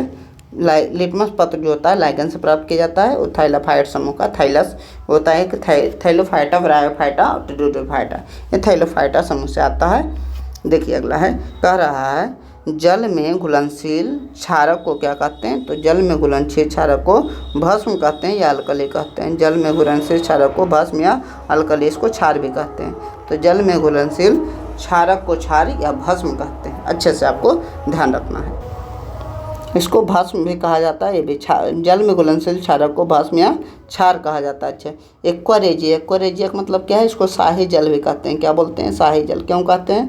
क्योंकि जो सोना में आपको गंदगी जम जाती है, इसे साफ होता है, इसलिए सोना को साफ करने वाला राजशाही हो गया, तो राजशाही जल कहते हैं। इसका फार्मूला क्या है? ये 3HCl + HNO3। आपको याद रखना है, इसमें बाद में 3 है तो इसमें पहले 3 है। तो HCl का 3 मोल और HNO3 का नाइट्रिक अम्ल का 2 मोल, हाइड्रोक्लोरिक अम्ल का 3 मोल से मिलने से बनता है शाही जल या एक्वारेजिया। इसको अम्लराज भी कहते हैं। तो कह रहे हैं HCl HNO3, तो पहले HCl है तो HCl के आगे 3 है, अनुपाती HNO3 का कुछ नहीं तो 1 है, तो 3:1। अच्छे से फार्मूला याद रखिएगा, बहुत ज़्यादा इंपॉर्टेंट है। सोडियम हाइड्रोक्साइड NaOH का पीएच मान जो होता है सबसे अधिक होता है, कितना होता है 14 होता है। NaOH का पीएच मान कितना होता है 14 होता है। जो भी हम बताए थे जो पीएच स्केल होता है, तो पीएच स्केल पर आपको मात्रा याद रखना है। उदासीन का 7 होता है, इसका 7 का इसका कितना होता है, अंतिम जो 14 होता है किसका होता है, NaOH का होता है। पीएच स्केल की खोज किसने की, पीएच स्केल की खोज आपको याद रखना है सोरेनसन ने की। किसने की, सोरेनसन ने पीएच स्केल की खोज की। सोरेनसन ने पीएच स्केल की खोज की। लिख देते हैं अच्छे से, सोरेनसन कहेगा पीएच स्केल को खोज करने वाले वैज्ञानिक का नाम क्या है, तो सोरेनसन है। अगला देखिए, अशुद्ध जल डिस्टिल्ड वाटर यानी साफ पानी जो है वो विद्युत का चालन नहीं करता है, जबकि वर्षा जल करता है। अगर कोई चीज़ विद्युत का चालन कर रहा है इसका मतलब उसमें आयन है, उसमें आयन है, तो हम कहेंगे अशुद्ध जल में कोई आयन नहीं होता है, जबकि वर्षा जल में आयन होता है। जिसमें भी विद्युत का चालन होगा उसमें आयन होगा, क्योंकि शुद्ध जल है इसमें आयन नहीं होगा, गंदगी नहीं होगा, इसलिए ये वर्षा का चालन नहीं करता है। जब जिसमें गंदगी होगा वर्षा का चालन करेगा। गंधीय सूचक का उदाहरण दीजिए, तो प्याज से गंध आता है, वनीला से गंध आता है, लौंग का तेल से गंध आता है, तो गंधीय प्राकृतिक सूचक किसे कहा जाता है, गंधीय भी सूचक कहा जाता है, प्राकृतिक सूचक भी कहा जाता है। लिटमस पत्र लिटमस जो होता है लाइगन से प्राप्त होता है, वे बताएं। लाइगन का मतलब क्या होता है, जो कल पर कई जम जाता है, कई जिसको कहते हैं, कवक और शैवाल होता है जो जिसको कई कहते हैं वो लाइगन होता है, और हल्दी जो होता है प्राकृतिक सूचक। तो प्राकृतिक सूचक का ध्यान रखिएगा, लिटमस और हल्दी। और गंधीय सूचक जो गंध देता है, प्याज हो गया, वनीला हो गया, लौंग का तेल हो गया, ये सब हमारा क्या है, गंधीय सूचक। कृत्रिम सूचक मिथाइल ऑरेंज या फिनोप्थलीन, कृत्रिम सूचक मिथाइल ऑरेंज और फिनोप्थलीन। अच्छे से तीनों ध्यान रखिए। देखिए कह रहा है गंधीय सूचक जो गंध दे रहा है, तो प्याज हो गया, वनीला हो गया, जो वनीला आइसक्रीम खाते हैं उसका सुगंध बहुत अच्छा होता है, लौंग का तेल हो गया, लौंग का तेल हो गया। का प्राकृतिक सूचक जो प्रकृति द्वारा प्राप्त होता है, तो लिटमस पत्र हो गया, लाइकन द्वारा प्राप्त हो रहा है, लिटमस पत्र हो गया, हल्दी हो गया, तो ये सब क्या हो, प्राकृतिक सूचक। ये करा है कृत्रिम सूचक, तो आपको याद रखना है मिथाइल ऑरेंज या फिनोप्थलीन, मिथाइल ऑरेंज और फिनोप्थलीन, अच्छे से देखिएगा, 2-3 बार में सब कुछ ठीक से आपको याद हो जाएगा। तो इस वीडियो को कम से कम एग्ज़ाम के पहले 2 बार देख लीजिएगा। एग्ज़ाम के जाने समय भी अच्छे से सेव करके रखिएगा, एक बार देख कर ही जाइएगा, क्योंकि इस प्रकार का वीडियो आपको यूट्यूब पर बहुत कम देखने को मिलेगा। देखते हैं आगे को, अम्ल को तनुकृत करते समय जल को अम्ल में मिलाना चाहिए या अम्ल को जल में। तो हमेशा आपको याद रखना है, नीचे अगर कभी भी अम्ल रहेगा और जल मिला दीजिएगा तो आग लग जाएगा। जल डाल दिए तो क्या होगा, आग लग जाएगा। क्यों, क्योंकि अम्ल में H+ बहुत है, तो जैसे ही टूटेगा, बहुत सारा टूटेगा, तुरंत आग लग जाएगा। तो तरीका क्या होना चाहिए, तरीका ये होना चाहिए कि हमारे पास जल है, ऊपर से अम्ल मिला रहे हैं, कोई दिक्कत नहीं होगा, ऊपर से अम्ल मिला रहे हैं। जैसे अम्ल का एक H+ टूटा, इतना जितना एक बूंद गिरेगा उसी का न टूटेगा, तो उसे बहुत सारे जल है उसको मैनेज कर लेगा, ठंडा देगा। यानी अम्ल को जल में मिलाना चाहिए, अम्ल को माने जल को नीचे रखना चाहिए, अम्ल को मिलाना चाहिए। अगर उल्टा कीजिएगा तो आग पकड़ लेगा अच्छे से। तो हमेशा अम्ल को धीरे धीरे जल में मिलाना चाहिए, अम्ल को धीरे धीरे क्या होना चाहिए, जल में मिलाना चाहिए। अच्छे से आपको याद रखना है। कह रहा है कॉपर सल्फेट कह रहा है क्रिस्टल में कितने अणु होते हैं। कॉपर सल्फेट देखिए अभी पढ़े थे, FeSO4, CuSO4 और कितना ZnSO4। तो इसमें कहे थे बड़ा है Z है 782 होता है, इसमें 582 होता है, इसमें भी कितना होता है 582। तो जल के कितने क्रिस्टल है, 5 क्रिस्टल है। अच्छे से आपको ध्यान रखना है, फार्मूला ध्यान रह जाएगा। कह रहा है जिप्सम को गर्म करने पर वह जल के अणु का त्याग करके क्या बनाता है। जब जिप्सम को गर्म करते हैं 100 डिग्री C पर प्लास्टर ऑफ पेरिस बनता है, अभी देख चुके हैं। अग्निशामक में जैसे अग्निशामक होता है उसमें किस सोडे का प्रयोग किया जाता है, तो आपको याद रखना है बेकिंग सोडा का प्रयोग किया जाता है, यानी SCO3। क्यों किया जाता है, क्योंकि इसको जब बेकिंग सोडा जब आग पर डाला जाता है तो CO2 गैस निकलता है, और CO2 गैस क्या होता है, आग को रोकने का प्रयास करता है। ऑक्सीजन गैस जो है आग को जलाने का प्रयास करता है, जबकि कार्बन डाइऑक्साइड जो है आग को रोकने का प्रयास करता है। तो आपको याद रखना अग्निशामक द्वारा बेकिंग सोडा का प्रयोग किया जाता है, जो खाने वाला सोडा है। मधुमक्खी के डंक मारने पर किस पदार्थ का लगाने से आराम मिलता है। डंक मारा तो उसमें क्या है, अम्ल है, तो इस अम्ल को में क्या लगाइएगा तो आराम मिलेगा, तो क्षार लगाइएगा। क्षार यानी दुर्बल क्षारक या बेकिंग सोडा का पेस्ट। बेकिंग सोडा का मतलब क्या हुआ, Na2 कि बेकिंग सोडा मैंने क्या है NaSCO3 ये भी हमारा क्षारक है। 7 से अधिक pH मान होता है, या तो दुर्बल क्षार लगाइए या बेकिंग सोडा का पेस्ट लगाइए। अगला क्या है, उदासीन क्रिया में सदैव क्या बनता है, तो उदासीन अभिक्रिया में बताए थे अम्ल और जल अभिक्रिया करता है, लवण और अम्ल और क्षार अभिक्रिया करता है, लवण और जल बनता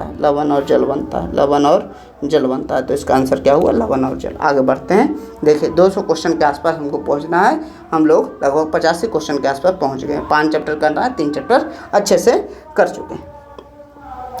कमरे के ताप पर द्रव अवस्था में पाया जाने वाला एक माद धातु, अगर धातु पूछेगा तो मरकरी है, अगर अधातु पूछेगा तो ये क्या है, अधातु मतलब ब्रोमीन है। क्या कमरे के ताप पर द्रव अवस्था में पाया जाने वाला धातु मरकरी Hg, कमरे के ताप पर द्रव अवस्था में पाया जाने वाला अधातु तो क्या है, उसका नाम ब्रोमीन है। अच्छे से ध्यान रखिएगा, ये भी लिया गया। अधातु कौन सा है, तो ब्रोमीन है। किस धातु को चाकू से काटा जा सकता है, तो 3 को, सोडियम पोटेशियम और लिथियम को क्या चाकू से काटा जा सकता है। सबसे अभिक्रियाशील कौन है, ये पोटेशियम है, उसके बाद क्या है, सोडियम है।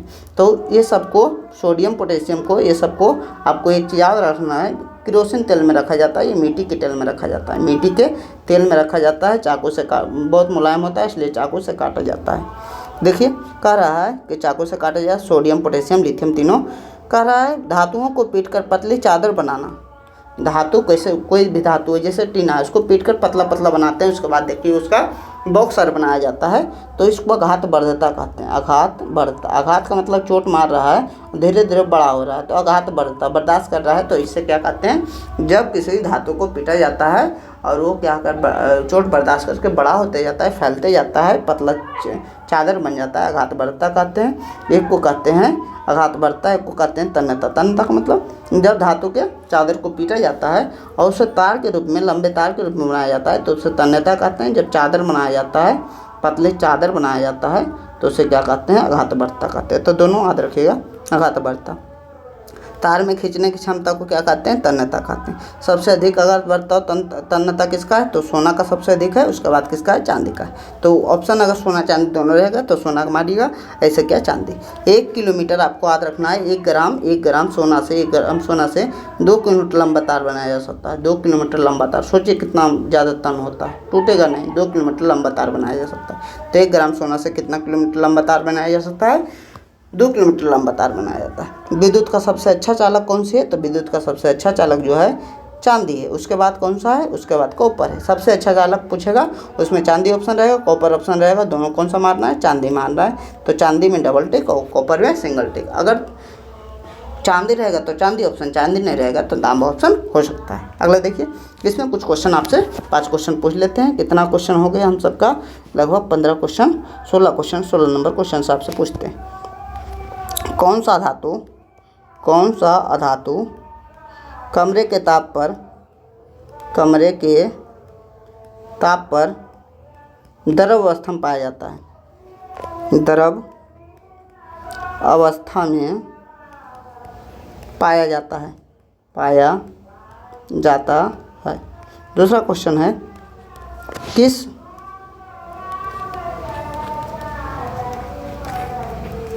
तत्व को चाकू से काटा जा सकता है, चाकू से काटा जा सकता है। अगला बताइएगा, ZnSO4 के बिलियन में जल के कितने क्रिस्टल अणु हैं, जल के कितने क्रिस्टल अणु हैं, क्रिस्टल अणु हैं। 19 नंबर क्या है, 19 नंबर क्वेश्चन कह रहा है कि जब किसी धातु को पीटकर तार बनाने को क्या कहते हैं, पीटकर तार बनाने को क्या कहते हैं, धातु को पीटकर तार बनाने को क्या कहते हैं। 20वां क्वेश्चन है, 1 ग्राम सोना से 1 ग्राम सोना से को 1 ग्राम सोना से कितना लंबा तार बनाया जा सकता है? कितना लंबा तार बनाया जा सकता है? आप लोगों को सभी क्वेश्चन का आंसर देना है, तो ही इतना मेहनत होगा। अच्छा मेहनत हो रहा है बाबू, इस समय बहुत मेहनत लगती है, तो थोड़ा अपना मेहनत को अप्रिशिएट कीजिए, वीडियो को लाइक कीजिए, दोस्तों को भी शेयर कीजिए, तो ही ऐसा कंटेंट आपको सभी विषय में दे देंगे, कोई दिक्कत नहीं होगा। देखिए आगे बढ़ते हैं। एक मैथ का भी ऐसा ही वीडियो आएगा जिसमें लगभग 3 घंटे का वीडियो होगा।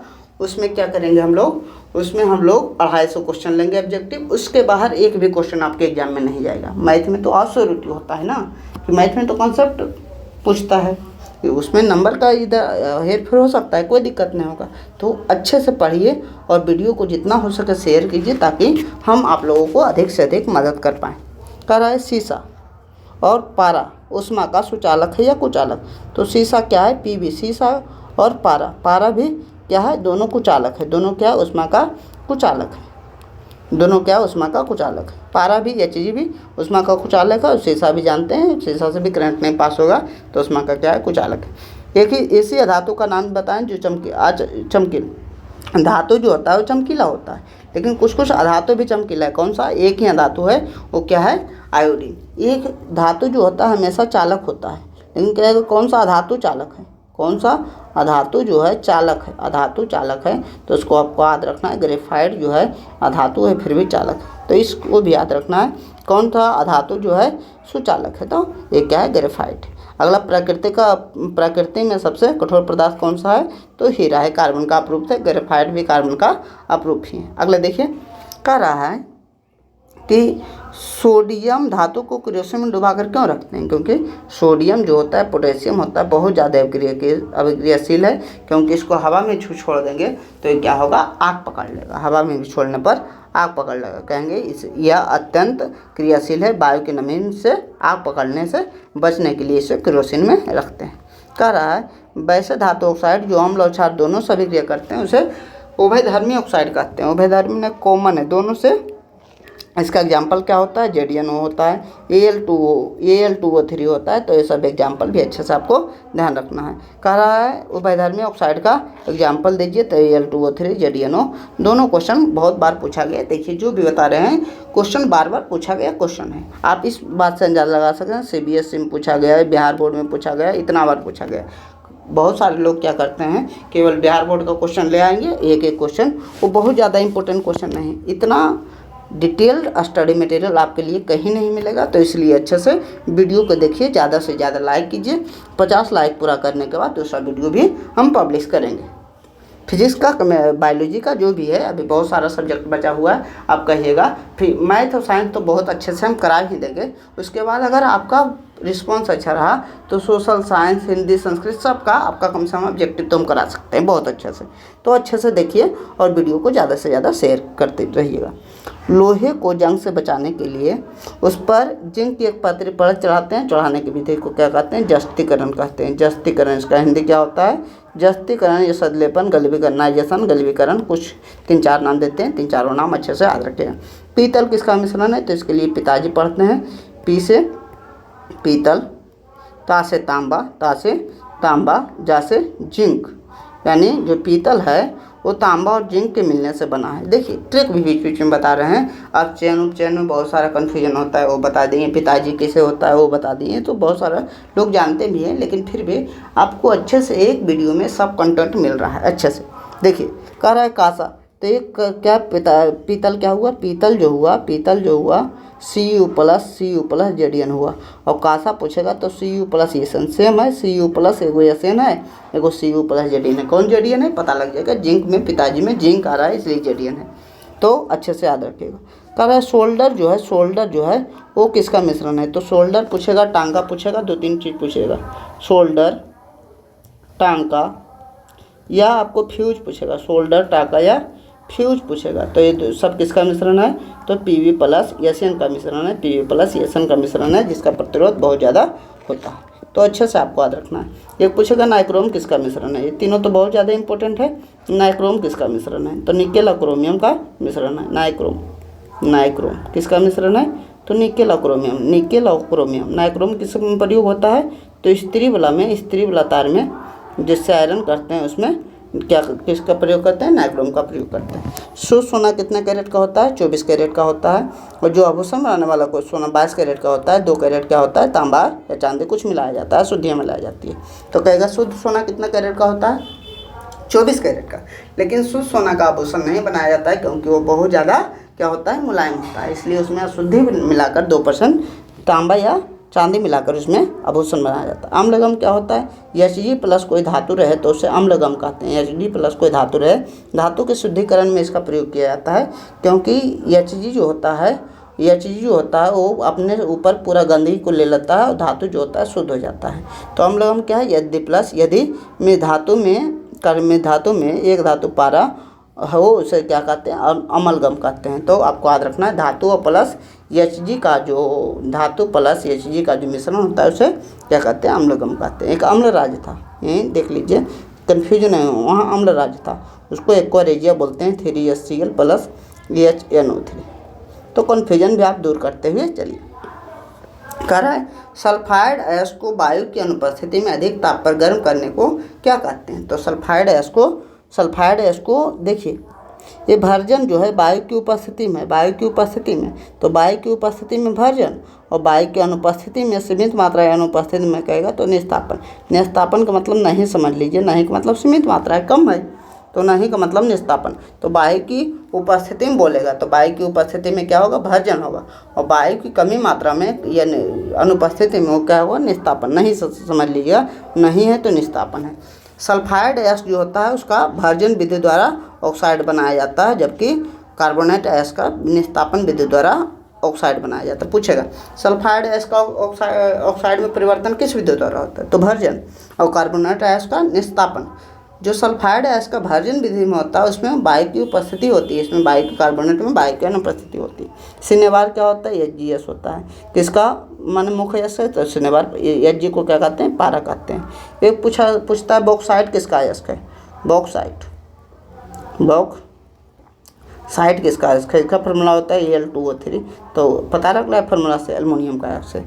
कहा है तांबे के ऊपर हरे रंग का परत चढ़ना किसका उदाहरण है?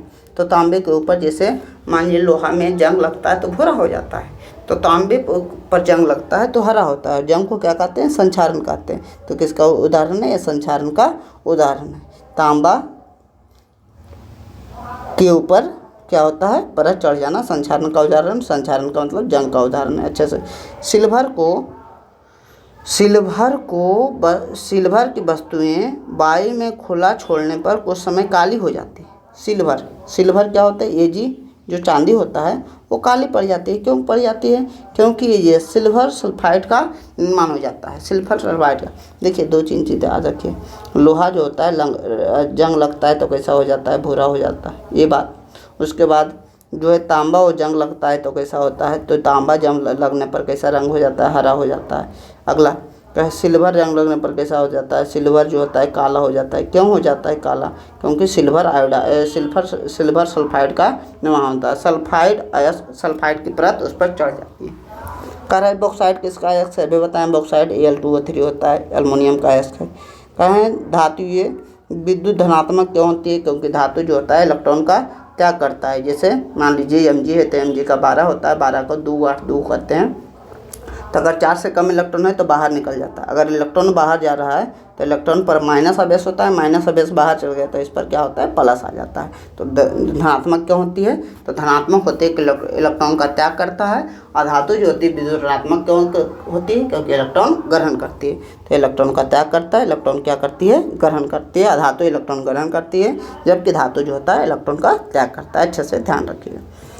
आयनिक जो यौगिक का गलनांक और क्वथनांक जो होता है उच्च। आयनिक मतलब NaCl है, ये आयन का मतलब प्लस और माइनस आयन है। ये प्लस माइनस में क्या होता है? आकर्षण बल अधिक होता है। अगर आकर्षण बल अधिक है तो इसको तोड़ने में, इसके बीच के बंध को तोड़ने में अधिक ऊर्जा की आवश्यकता होगी। इसलिए हम कह सकते हैं इसका जो होता है क्या? क्वथनांक जो भी होता है आयनिक क्या है? क्वथनांक या गलनांक क्या होता है? उच्च होता है। इसी कारण क्योंकि मजबूत बंध का निर्माण होता है। कहेंगे मजबूत अंतरात्मिक आकर्षण बल को तोड़ने के लिए। मजबूत क्यों होता है? क्योंकि प्लस माइनस से बना है, इसलिए अधिक ऊर्जा की जरूरत होती है, इसलिए हम कह सकते हैं इसका क्वथनांक अधिक होता है। आयनिक यौगिक किस अवस्था में विद्युत का चालन करते हैं? जैसे NaCl आयनिक यौगिक है तो ठोस में तो नहीं करेंगे, जब पानी मिला देते हैं, पानी वाला जल विद्युत का चालन करने लगता है, विद्युत का प्रवाह करने लगता है, जब उसमें आयन होगा तो कौन सा अवस्था? जलीय अवस्था में विद्युत का चालन करता है या पिघला हुआ अवस्था में। हेमेटाइट क्या होता है? होता है हेमेटाइट एक मैग्नेटाइट। क्या होता है? हेमेटाइट एक होता है, एक है मैग्नेटाइट। मैग्नेटाइट फार्मूला दोनों का ध्यान रखिएगा। एक होता है Fe2O3, एक होता है Fe3O4। याद करना भी आसान है। Fe3O4 H है, E क्या M है, M बाद में आता है तो 3O4 है, H पहले आता है 2O3 है। और भी पढ़े थे Fe2O3 इंटू X2 जो होता है वो क्या होता है? जंग होता है। वो क्या होता है? जंग का फार्मूला होता है। देखिए हेमेटाइट किसका X है तो लोहा, इसमें हेमेटाइट मैग्नेटाइट में लोहा रहा है। प्राकृतिक रूप में मुक्त अवस्था में पाया जाने वाला है तो कौन से? मुक्त अवस्था, यानी उस पर कोई जंग नहीं लगता है, बहुत दिनों बाद जंग लगता है तो सिल्वर क्या है?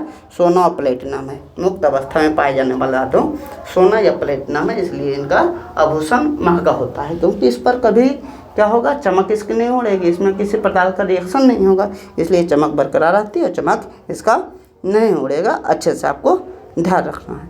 चलिए कुछ क्वेश्चन आपसे पूछ लेते हैं। 20 से 21 से होगा, 21 नंबर से। 21 नंबर से आपको क्वेश्चन जो है इसमें क्या क्या है कह रहा है। पहला बॉक्साइट किसका अयस्क है? बॉक्साइट किसका?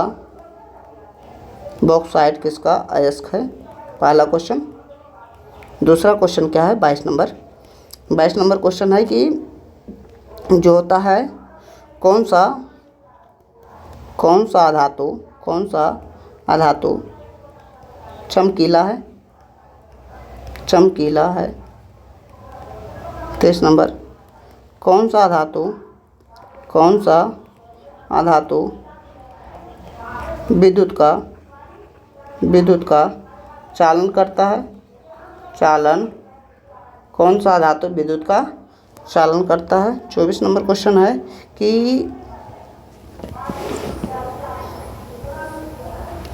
ये अम्लगम क्या है?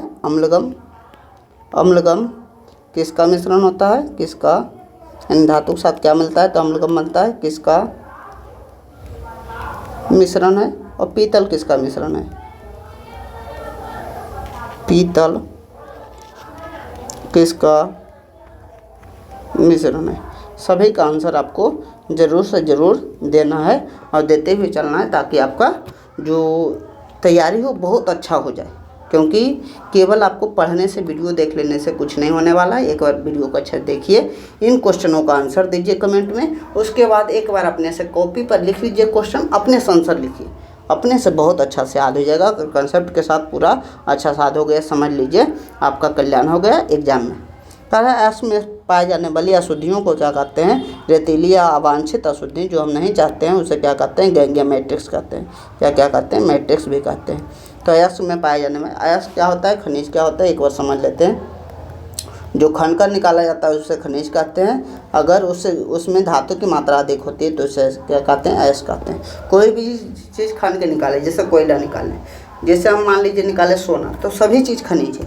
लेकिन सोना जब निकाले तो सोना में तो कुछ अशुद्धि रहेगा, सोना भी रहेगा, उसमें धातु की मात्रा, जिसमें धातु की मात्रा होती है उसे क्या कहते हैं? अयस्क कहते हैं। स्टेनलेस स्टील में कौन सी धातु मिलाई जाती है? स्टेनलेस स्टील में लोहे के साथ कौन सी धातु मिलाई जाती है? तो स्टेनलेस स्टील जो होता है लोहा प्लस नाइक्रोम होता है। लोहा के साथ नाइक्रोम मिलाया जाता है, नाइक्रोम मिलाया जाता है, यानी लोहा प्लस निकल प्लस क्रोमियम।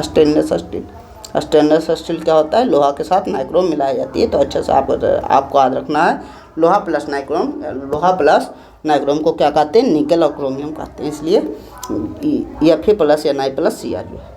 लोहे में जंग लगना रासायनिक रूप से क्या है? तो लोहे में जंग लगना Fe है, उसमें जंग लगना है तो क्या है? लोहा में जंग अगर लग रहा है तो जंग क्यों लग रहा है? जंग लग रहा है जल और किसके कारण? जल ऑक्सीजन के कारण। तो इसको क्या कहते हैं? हाइड्रेटेड फेरिक ऑक्साइड बन जाता है। Fe2O3 बनता है इंटू X2O। जो जंग लगना है तो जल आ गया तो हाइड्रेटेड हो गया, और ये क्या हो गया, फेरिक ऑक्साइड हो गया। हाइड्रेटेड फेरिक ऑक्साइड के कारण इसमें जंग लगता है। अगला कह रहा है धातुओं के निष्कर्षण में एल्युमिनियम पाउडर का उपयोग उपचायक के रूप में करने वाले अभिक्रिया को क्या कहते हैं। धातु के निष्कर्षण में एल्युमिनियम पाउडर का जो उपयोग किया जाता है इस रिएक्शन को क्या कहते हैं, थर्माइट रिएक्शन कहते हैं। होता क्या है, थर्माइट का मतलब एल्युमिनियम के पाउडर को देखते होंगे आप लोग, वेल्डिंग करता है। थर्म का मतलब क्या है, गर्मी है। थर्म का मतलब क्या है, गर्मी है। वो गर्म करके क्या करता है, वेल्डिंग करता है। जैसे मान लीजिए दो पट्टे को जोड़ रहे हैं तो वो भी क्या हमारा थर्माइट रिएक्शन है। थर्माइट का मतलब क्या है, थर्म का मतलब ताप है, और थर्माइट रिएक्शन में एल्युमिनियम के पाउडर का प्रयोग किया जाता है। इस रिएक्शन को आपको याद रखना है, थर्माइट रिएक्शन कहते हैं, जिसमें अधिक ताप निकलता है, उसमें जोड़ने का काम होता है। अगला कार्य है थर्माइट रिएक्शन का उपयोग क्या होता है, कहाँ होता है, रेल की पटरियाँ या मशीनों के पार्ट पुर्जा के दरारों को जोड़ने में थर्माइट रिएक्शन का प्रयोग होता है। तांबे के शुद्धिकरण किस विधि द्वारा किया जाता है, तो विद्युत अपघटनी विधि द्वारा तांबे का शुद्धिकरण किया जाता है। तांबे का शुद्धिकरण किस विधि द्वारा किया जाता है, तो विद्युत अपघटनी विधि द्वारा किया जाता है। एक पूछा जाता है सल्फाइड अयस्क का सांद्रण, सल्फाइड अयस्क का जो सांद्रण होता है, अयस्क का सांद्रण किस विधि द्वारा होता है, तो आपको याद रखना सल्फाइड अयस्क का जो सांद्रण होता है वो होता है फेन प्लावन विधि द्वारा। किस विधि द्वारा होता है, फेन प्लावन विधि द्वारा। सल्फाइड अयस्क का सांद्रण फेन प्लावन विधि द्वारा होता है। अच्छे से आपको ध्यान भी रखना है। तो तांबे का शुद्धिकरण विद्युत अपघटनी परिष्करण द्वारा होता है। विद्युत अपघटनी परिष्करण में अशुद्ध धातु से क्या बनाया जाता है, तो अशुद्ध धातु से एनोड बनाया जाता है। अशुद्ध धातु से क्या बनाया जाता है, कैथोड बनाया जाता है। एक तो बताए थे H2O वाला, H2O में जो होता है H2 और प्लस O2 क्या होता है, इसमें कैथोड होता है। ये क्या होता है, एनोड होता है। तो एनोड जो होता है ए से अनोड, आ से अशुद्ध, ऐसे भैया आ से अशुद्ध है, आ से एनोड। तो अशुद्ध धातु से एनोड बनाया जाता है, ये अलग से याद कर लीजिएगा। आ से अशुद्ध, आ से एनोड, तो अशुद्ध धातु से एनोड बनाया जाता है। अशुद्ध धातु से क्या बनाया जाता है, कैथोड बनाया जाता है। किसी भी प्रकार हमको याद होना चाहिए, तरीका आप अपने से अपनाइए, अच्छा रहेगा। कह रहा है कौन सी अधातु द्रव्य पाई जाती है, क्वेश्चन किए हैं ऊपर कि धातु अगर पूछेगा तो धातु पारा होती है, और अधातु पूछेगा तो अधातु क्या होती है, ब्रोमीन होती है। जिंक ब्लेड JDNS का, जिंक ब्लेड से किस धातु का निष्करण होता है, जिंक ब्लेड को JDNS कहते हैं, इसको फुल्स गोल्ड कहते हैं, फुल्स गोल्ड, जूठा सोना कहते हैं JDNS को।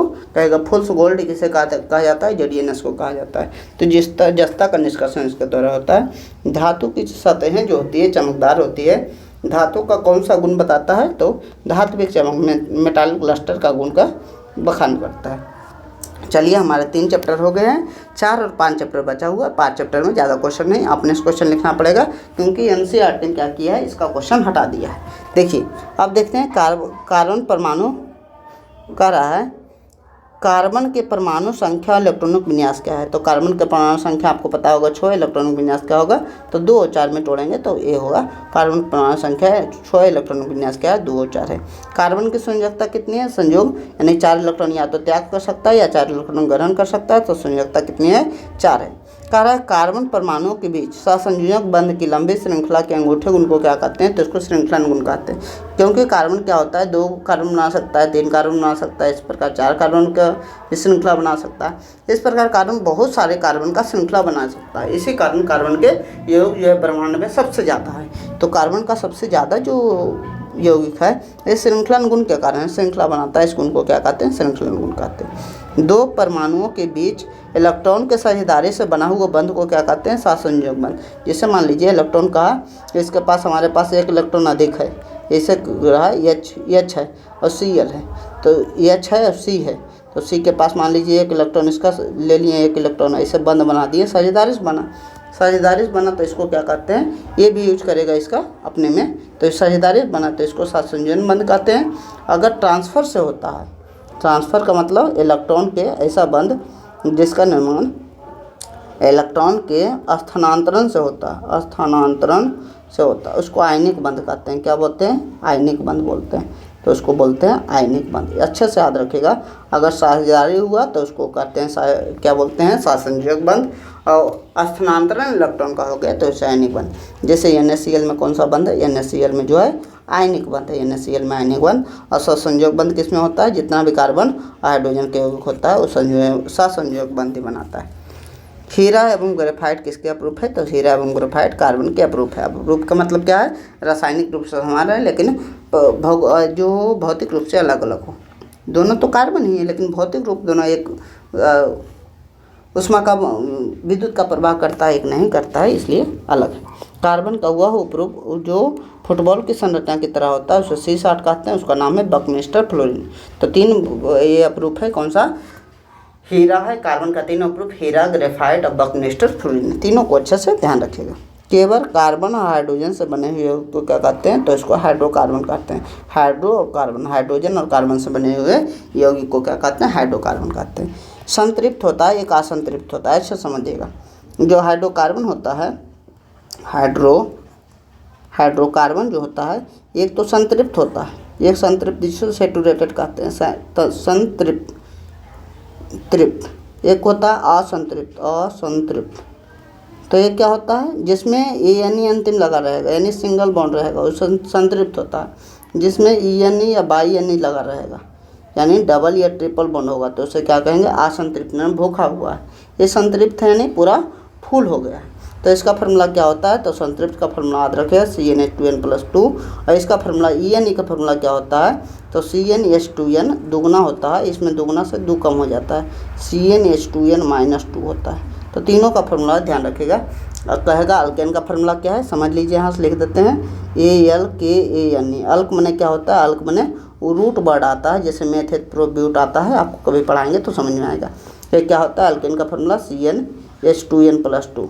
तो पहला में +2 जुड़ जाता है, H2n+2। और अल्किन होगा ALKENE, तो इसका फार्मूला होगा CnH2n। और अल्काइन होगा ALKNE। अगर फार्मूला पूछेगा तो CnH2n-2। ये फार्मूला अच्छे से ध्यान रखना है। संतृप्त को अल्क किस नाम से जानते हैं, तो संतृप्त को ANE कहते हैं, इसमें अल्क लगा सकते हैं तो अल्केन भी इसको कहते हैं। अल्केन का समान सूत्र क्या होता है, अभी बताएं। अल्केन का CnH2n+2 होता है, अल्केन का समान। अल्कीन का पूछेगा ENE CnH2n, ENE का समान सूत्र होता है। अल्काइन का पूछेगा तो CnH2n-2 अल्काइन। देखिए ये तीनों जो क्वेश्चन है बहुत ज़्यादा इंपॉर्टेंट है, अच्छे से आपको ध्यान रखना है। अगला देखिए, सबसे सरलतम या सरल हाइड्रोकार्बन का नाम है, मैं सूत्र लीजिए। सबसे सरल क्या होगा, तो मेस होगा, माने मेथेन है, जिसका फार्मूला क्या होता है CH4। इसको मार्स गैस भी कहते हैं। ये दलदली भूमि में मिलता है। दलदली भूमि में कहेगा कौन सा गैस मिलता है, तो यही मार्स गैस मिलता है। कोई जानवर जुआली करता है, देखे होंगे, तो उसमें मार्स गैस मिलता है। धान के खेत में भी मार्स गैस ही मिलता है। तो ये सब आपको अच्छे से ध्यान रखना। जितने भी आपको जैविक चीज़ें मिलेंगे उसमें मार्स गैस ही मिलेगा। सबसे सरलतम जो हाइड्रोकार्बन है वो CH4 है, मिशन कहते हैं, मार्स गैस कहते हैं, दलदली गैस कहते हैं, ज्वाली गैस कहते हैं, धान का गैस कहते हैं। अल्कीन श्रेणी का प्रथम सदस्य का नाम अल्कीन, अल्क है, अल्कीन है, ENE क्या है, ENE का मतलब क्या है, डबल बॉन्ड। डबल बॉन्ड जब भी रहेगा तो कम से कम 2 के बीच रहेगा, तो 2 कार्बन चाहिए। तो 2 कार्बन को चाहिए, तो 2 कार्बन को क्या बोलते हैं, एक कार्बन को मेथ बोलते हैं, 2 कार्बन को ईथ बोलते हैं। क्या बोलते हैं, ईथ बोलते हैं, ईथ। और 2 कार्बन को बोलते हैं ईथ, और डबल बॉन्ड को ENE बोलते हैं। तो ईथीन, इसका आंसर क्या होगा, ईथीन होगा। और फार्मूला क्या होगा, फार्मूला देखिएगा तो क्या है, C2H4 होगा, क्योंकि 4 बॉन्ड पुराना होता है, तो इस प्रकार 4 बॉन्ड पर आते हैं, हाइड्रोजन यहाँ जोड़ते हैं, तो यहाँ क्या होगा, C2H4 होगा। चलिए, करा अल्काइन। अल्काइन का भी वैसे होगा। अल्काइन का मतलब ट्रिपल बॉन्ड हुआ। ट्रिपल अल्क है तो कम से कम 2 कार्बन चाहिए, तो ईथ हो गया। ट्रिपल बॉन्ड है तो बाई हो गया। 4 बॉन्ड चाहिए तो 3 बॉन्ड तो लगा हुआ है, तो 4 बॉन्ड चाहिए, तो इसका फार्मूला क्या होगा, C2H2 हमारा फार्मूला होगा। अल्काइन का होता है इथाइलिन, एसिटिलीन इसको बोलते हैं, एसिटिलीन। इस गैस का प्रयोग फलों को पकाने में भी किया जाता है, फलों को पकाने में और वेल्डिंग में भी किया जाता है। इसका प्रयोग आप वेल्डिंग में भी इसका प्रयोग किया जाता है। अच्छे से आपको ध्यान रखना है ये सब क्वेश्चन। देखिए क्वेश्चन यहाँ क्या क्या पूछेंगे, क्वेश्चन पूछेंगे 26 नंबर, अल्केन का समान सूत्र क्या होता है, समान सूत्र क्या होता है। दूसरा, कार्बन एवं हाइड्रोजन से बने यौगिक क्या कहलाते हैं? बने यौगिक क्या कहलाते हैं? कार्बन एवं हाइड्रोजन से बने यौगिक क्या कहलाते हैं? 27 नंबर हुआ। 28 नंबर क्वेश्चन है कि जो ENE होता है, अल्कीन होता है, ALKENE, अल्कीन में कितने बंध पाए जाते हैं? कितने बंध होते हैं? सबसे सरलतम हाइड्रोकार्बन कौन सा है? सरलतम हाइड्रोकार्बन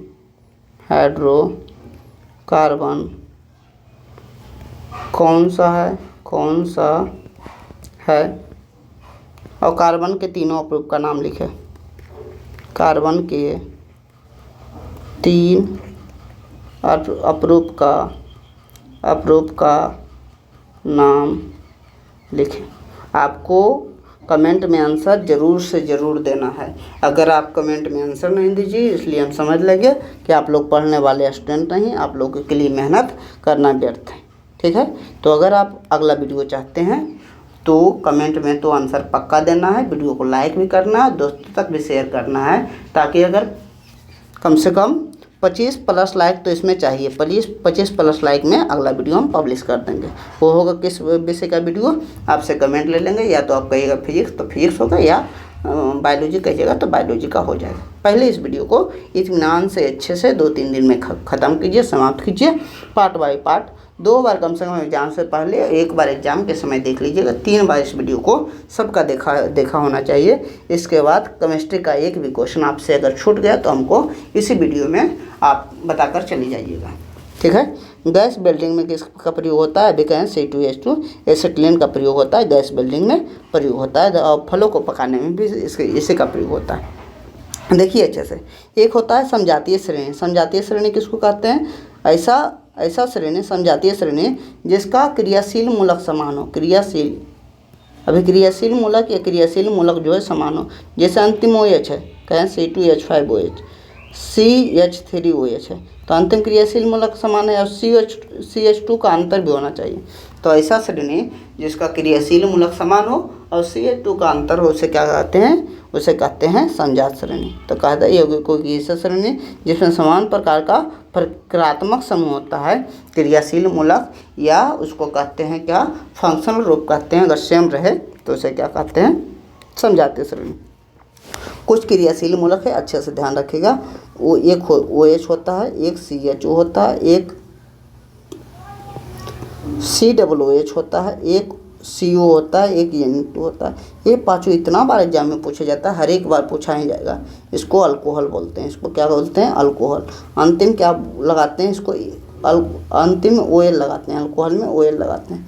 इसको एल्डिहाइड बोलते हैं। CHO को क्या बोलते हैं? एल्डिहाइड बोलते हैं। एल्डिहाइड, इसको क्या बोलते हैं? एल्डिहाइड बोलते हैं। अंतिम इसका प्रयोग करते हैं, AL प्रयोग करते हैं, जैसे इथेनॉल, ऐसे करके। इसको क्या बोलते हैं? अम्ल बोलते हैं। इसमें ओइक अम्ल प्रयोग करते हैं, ओइक एसिड प्रयोग करते हैं। ठीक है। इसको बोलते हैं कीटोन बोलते हैं। इसको क्या? CO का क्या बोलते हैं? कीटोन बोलते हैं। इसका दोनों तरफ बॉन्ड होता है, कीटोन बोलते हैं। इसका प्रयोग वन करते हैं, नून बोलते हैं। इसको एमाइन बोलते हैं, एमाइन। इसका जो प्रयोग करते हैं एमाइन ही करते हैं, इसमें एमाइन ही लिखते हैं। तो सभी आपको क्रियाशील मूलक अच्छे से ध्यान होना चाहिए, क्योंकि क्वेश्चन बार बार आता है।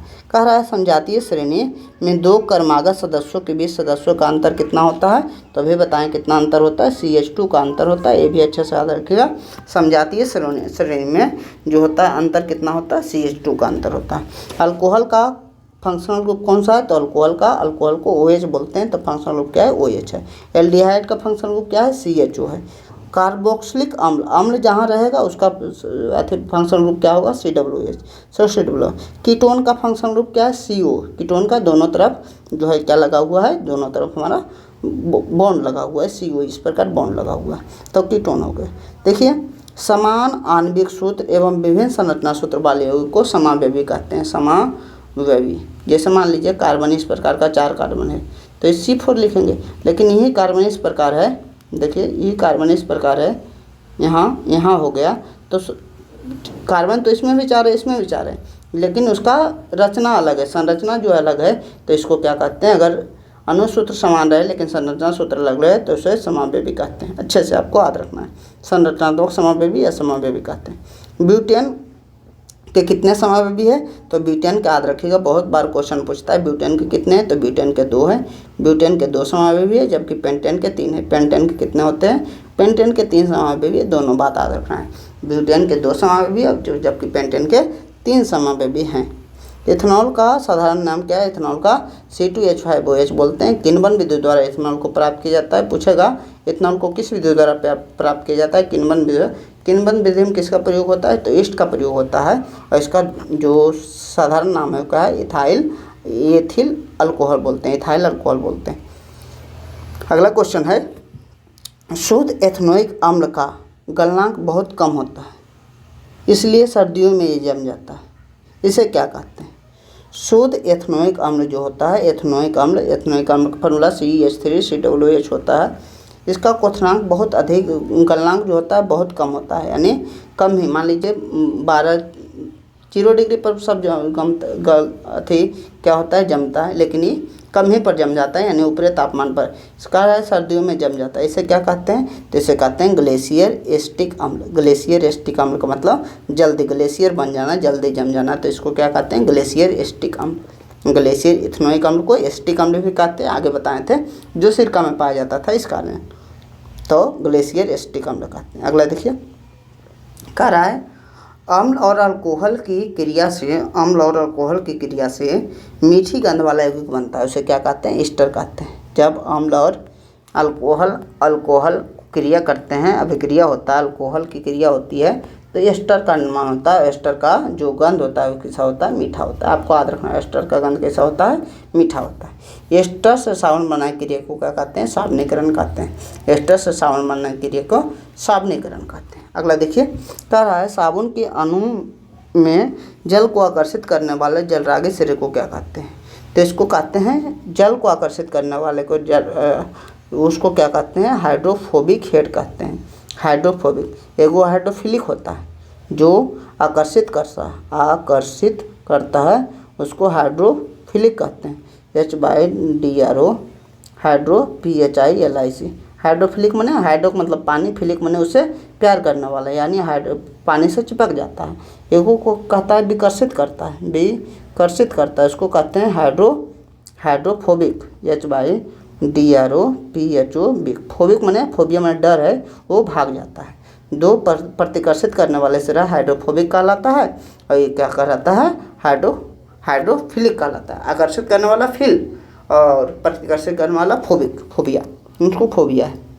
अगला देखिए, साबुन के अणुओं द्वारा गंदगी तेल के चारों ओर घेर लगाकर क्या कर रहा है, साबुन के अणुओं द्वारा गंदगी मतलब तेल या ग्रीस है के चारों ओर से घेर कर बनाई गई गोलाकार संरचना को क्या कहते हैं, तो उसको मिसेल कहते हैं।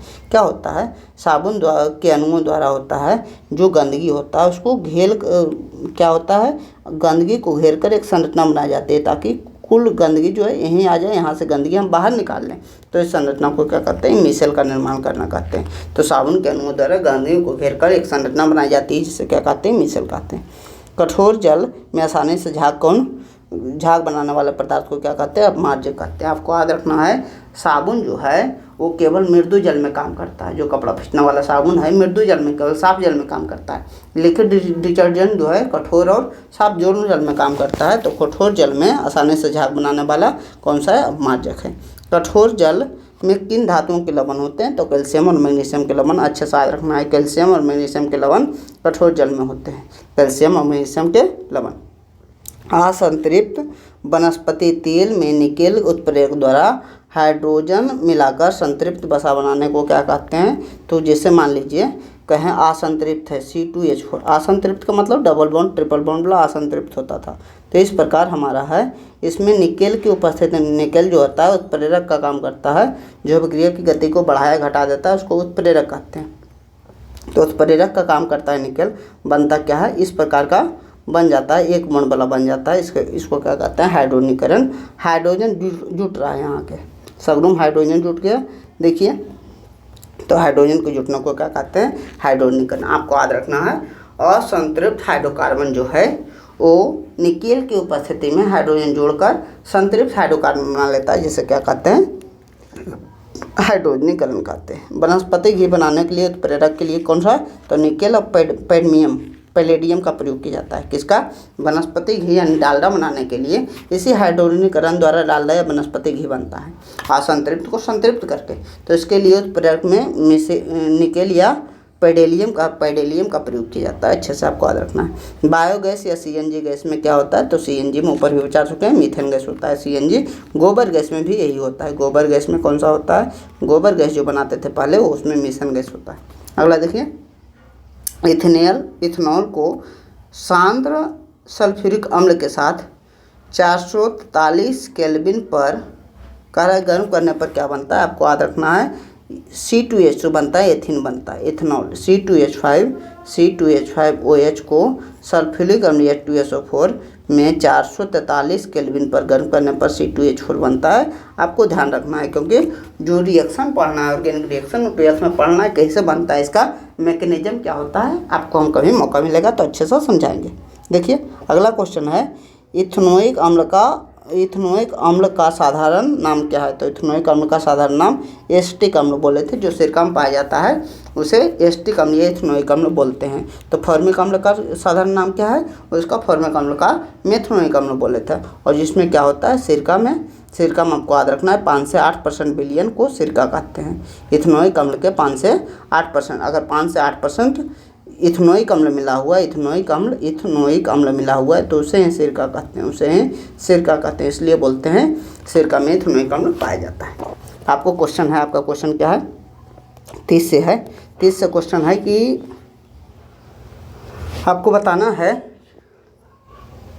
कि अल्कोहल का क्रियाशील मूलक या फंक्शन रूप कहते हैं, अल्कोहल का क्रियाशील मूलक क्या है। अगला क्वेश्चन है,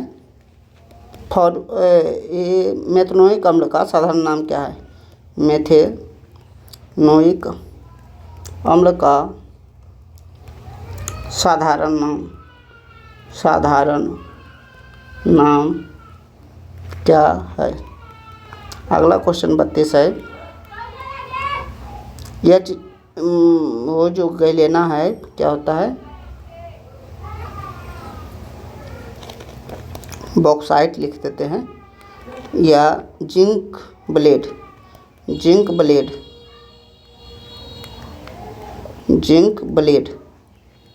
का दूसरा नाम क्या है।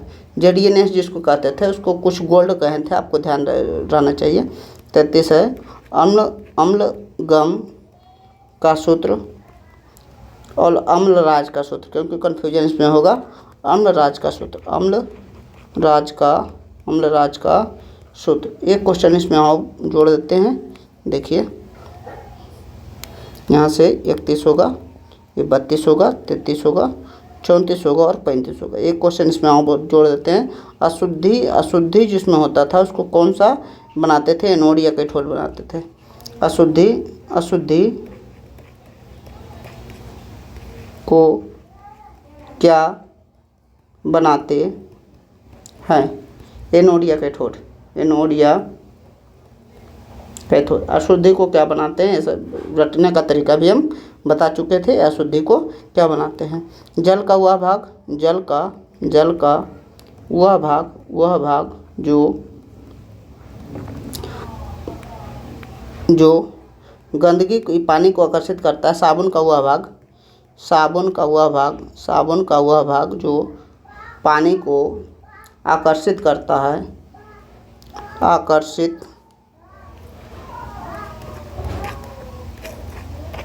है, क्या कहलाता है। ये हो गया क्वेश्चन। उसके बाद हम लोग आगे बढ़ते हैं, 37 तक हो गया। कह रहा है सिरका में एसिटिक अम्ल कितना 5 से 8% अभी बताएं। और कह रहा है कार्बनिक यौगिकों में उपस्थित वह समूह जिसके कारण वह उसके मुख्य रासायनिक गुण निर्भर करते हैं। आपको याद रखना है 2 या 2 से अधिक परमाणुओं का ऐसा समूह जिसके कारण उसका रासायनिक एवं भौतिक गुण निर्भर करता है, उसको क्या कहते हैं? क्रियाशील मूलक या फंक्शनल ग्रुप कहते हैं। उसका क्या नाम है? Functional group. अब एक चैप्टर हमारा बचा है जिसका नाम है periodic table. Periodic table, periodic table का क्वेश्चन आपने सम लिखेंगे, उसका आंसर आपको हम बताते हुए चलेंगे और कुछ समझाते हुए चलेंगे, ठीक है। अंतिम कुछ क्वेश्चन पूछ लेंगे। पीरियोडिक टेबल में 171 से क्वेश्चन बनेगा, 171 नंबर से कहेगा आवर्त सारणी का पिता आवर्त सारणी का पिता किसे कहा जाता है? किसे कहा जाता है? अगला क्वेश्चन है आधुनिक आवर्त सारणी का पिता किसे कहा जाता है? आधुनिक आवर्त सारणी का पिता किसे कहा जाता है? अगला क्वेश्चन है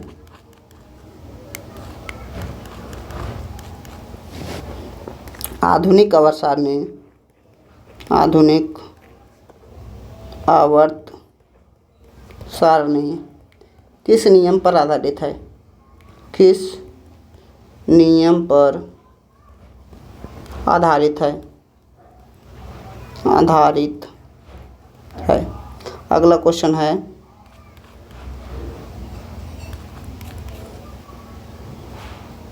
त्रिक का नियम किसने दिया? त्रिक का नियम किसने दिया? अष्टक का नियम किसने दिया? अष्टक का नियम किसने दिया? आगे बढ़ते हैं, देखिए आंसर क्या क्या होगा समझिएगा। पहला क्वेश्चन कह रहा है आवर्त सारणी का पिता कहेगा, तो आवर्त सारणी का पिता आपको याद रखना है मेंडलीफ। आवर्त सारणी का पिता किसे कहा जाता है? मेंडलीफ। आपको आधुनिक आवर्त सारणी का पिता कहेगा पूछेगा तो आपको याद रखना है आधुनिक आवर्त सारणी का पिता मोसले को कहा जाता है। जबकि जो आधुनिक आवर्त सारणी है इसमें खाली परमाणु संख्या है, इसमें केवल परमाणु संख्या पर आधारित है। बाकी सभी आवर्त सारणी जो है वो परमाणु द्रव्यमान पर आधारित है। बाकी सभी आवर्त सारणी परमाणु द्रव्यमान या परमाणु भार पर आधारित है। तो अच्छे से याद रखें। कह रहा आधुनिक आवर्त सारणी किस नियम पर आधारित है? तो अभी बताएं परमाणु संख्या पर। त्रिक और जितने भी आवर्त सारणी है कहेगा कोई भी आवर्त सारणी हो परमाणु द्रव्यमान। त्रिक का नियम किसने दिया? तो त्रिक का नियम डोबे-राइनर ने दिया। डोबे-राइनर ने त्रिक का नियम दिया। और अष्टक का नियम किसने दिया? अष्टक का नियम सारेगामापधनिसा था, वो किसने दिया? तो न्यूलैंड ने दिया। न्यूलैंड ने अष्टक का नियम किसने दिया? न्यूलैंड ने दिया। अच्छे से आपको याद रखना है, लिखना है। आवर्त सारणी में क्वेश्चन है आवर्त सारणी में कितने वर्ग हैं? कितने वर्ग या समूह या ग्रुप हैं? कुछ पूछ सकता है, वर्ग समूह या ग्रुप हैं। आवर्त सारणी में कितने आवर्त हैं? आवर्त सारणी में कितने आवर्त हैं? आवर्त सारणी में कितने आवर्त हैं? तो आवर्त सारणी में कितने समूह हैं? तो आपको याद रखना 18। आवर्त कितने हैं? तो 7 हैं। आवर्त किसको कहते हैं? जो ऐसा उसको होता है तो उसको वर्ग कहते हैं, समूह कहते हैं। जो इस प्रकार होता है उसे आवर्त कहते हैं। तो आवर्त की संख्या आपको याद रखना है 7 और वर्ग की संख्या कितनी है आपको याद रखनी है। वर्ग की संख्या कितनी होती है? 18। दोनों बातें आपको अच्छे से ध्यान रखनी है। आवर्त सारणी में आवर्त की संख्या कितनी है? आवर्त की संख्या हमारा 7 है। वर्ग की संख्या कितनी है? वर्ग की संख्या 18 है। देखिए कहेगा डोबे-राइनर का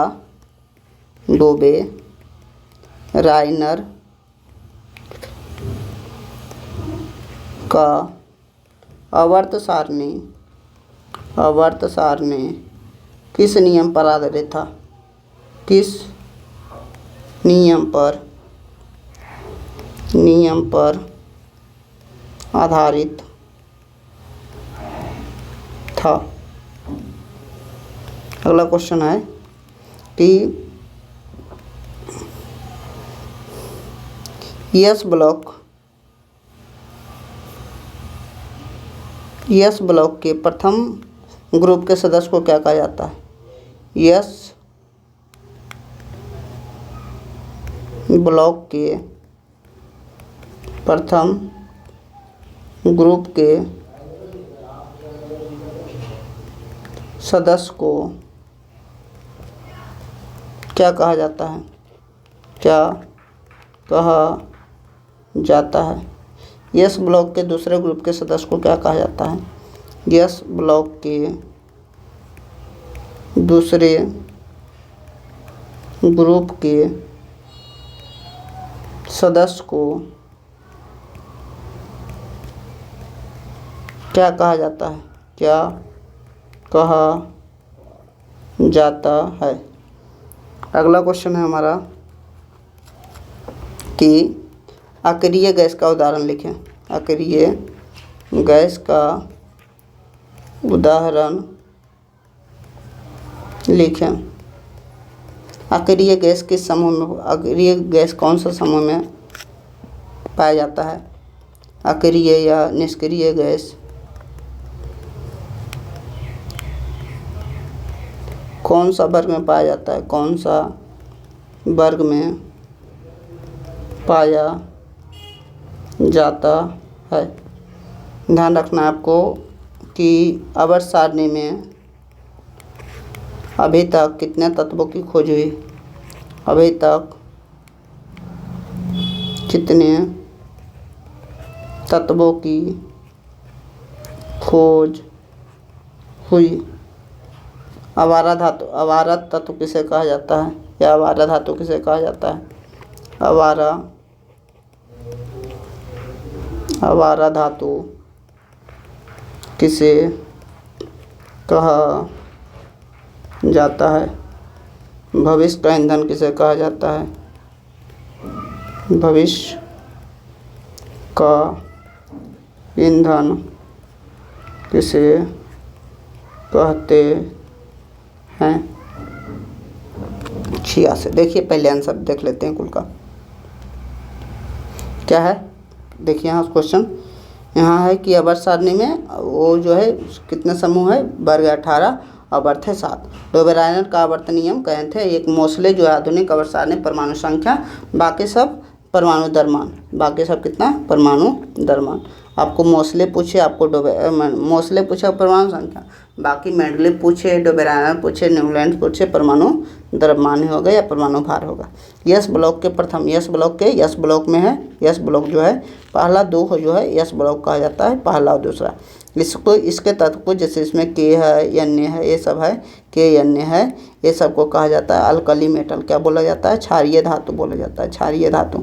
इसको बोलते हैं क्षारीय मृदा धातु, क्षारीय मृदा धातु। तो यस ब्लॉक के प्रथम जो ग्रुप के सदस्य हैं उसे कहा जाता है क्षारीय धातु। क्या कहा जाता है? क्षारीय धातु। और जो यस ब्लॉक के दूसरे ग्रुप के सदस्य हैं उसे कहता है क्षारीय मृदा धातु, उसे कहा जाता है क्षारीय मृदा धातु। अच्छे से याद रखें, मृदा, क्षारीय मृदा धातु। अगला देखिए, अक्रिय गैस का उदाहरण दीजिए। तो हीलियम है, नियोन है, आर्गन, क्रिप्टन, जेनन, रेडॉन,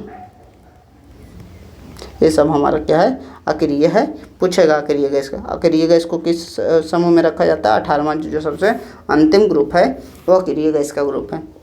अभी तक कितने तत्वों की खोज हुई? तो 118 तत्व का खोज अभी तक हुआ। आवारा धातु किसे कहा जाता है? तो हाइड्रोजन को आवारा धातु कहा जाता है। और भविष्य का ईंधन किसे कहा जाता है? भविष्य का ईंधन में हाइड्रोजन को ही कहा जाता है। हाइड्रोजन के 3 समस्थानिक है, उसका भी नाम आपको आ जानना चाहिए। लिखेंगे हाइड्रोजन के कितने, हाइड्रोजन के कितने समस्थानिक है? कितने समस्थानिक है? हाइड्रोजन के कितने समस्थानिक है? तो याद रखना है 3। आपको अगला क्वेश्चन लिखते हैं। इधर एक लिखिए कि आवर्त सारणी के आवर्त सारणी के ऊर्ध्वाधर कतार को क्या कहा जाता है? ऊर्ध्वाधर कतार को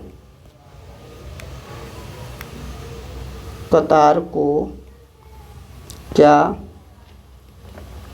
कहते हैं? आवर्त सारणी के ऊर्ध्वाधर कतार को क्या कहते हैं?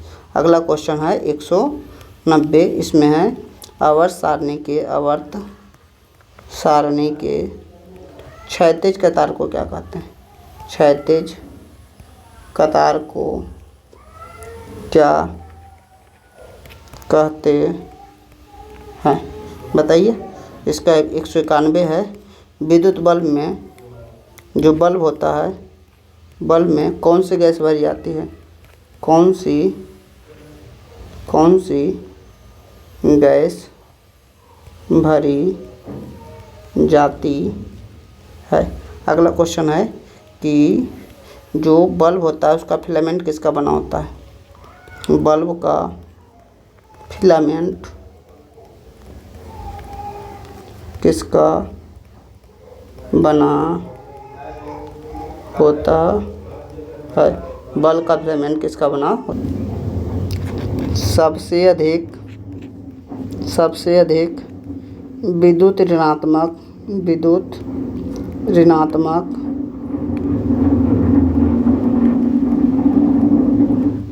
तत्व कौन सा है?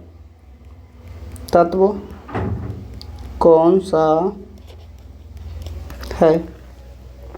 अगला क्वेश्चन, आवर्त सारणी में कितने धातु हैं? आवर्त सारणी में कितने धातु हैं? आवर्त सारणी में कितने अधातु हैं? अगला, आवर्त सारणी में कितने उपधातु हैं? आवर्त सारणी में कितने उपधातु हैं? आवर्त सारणी का सबसे बड़ा आवर्त कौन सा है? आवर्त सारणी का सबसे बड़ा आवर्त कौन सा है? आवर्त सारणी का सबसे छोटा आवर्त कौन सा है? आवर्त सारणी का सबसे छोटा आवर्त कौन सा है?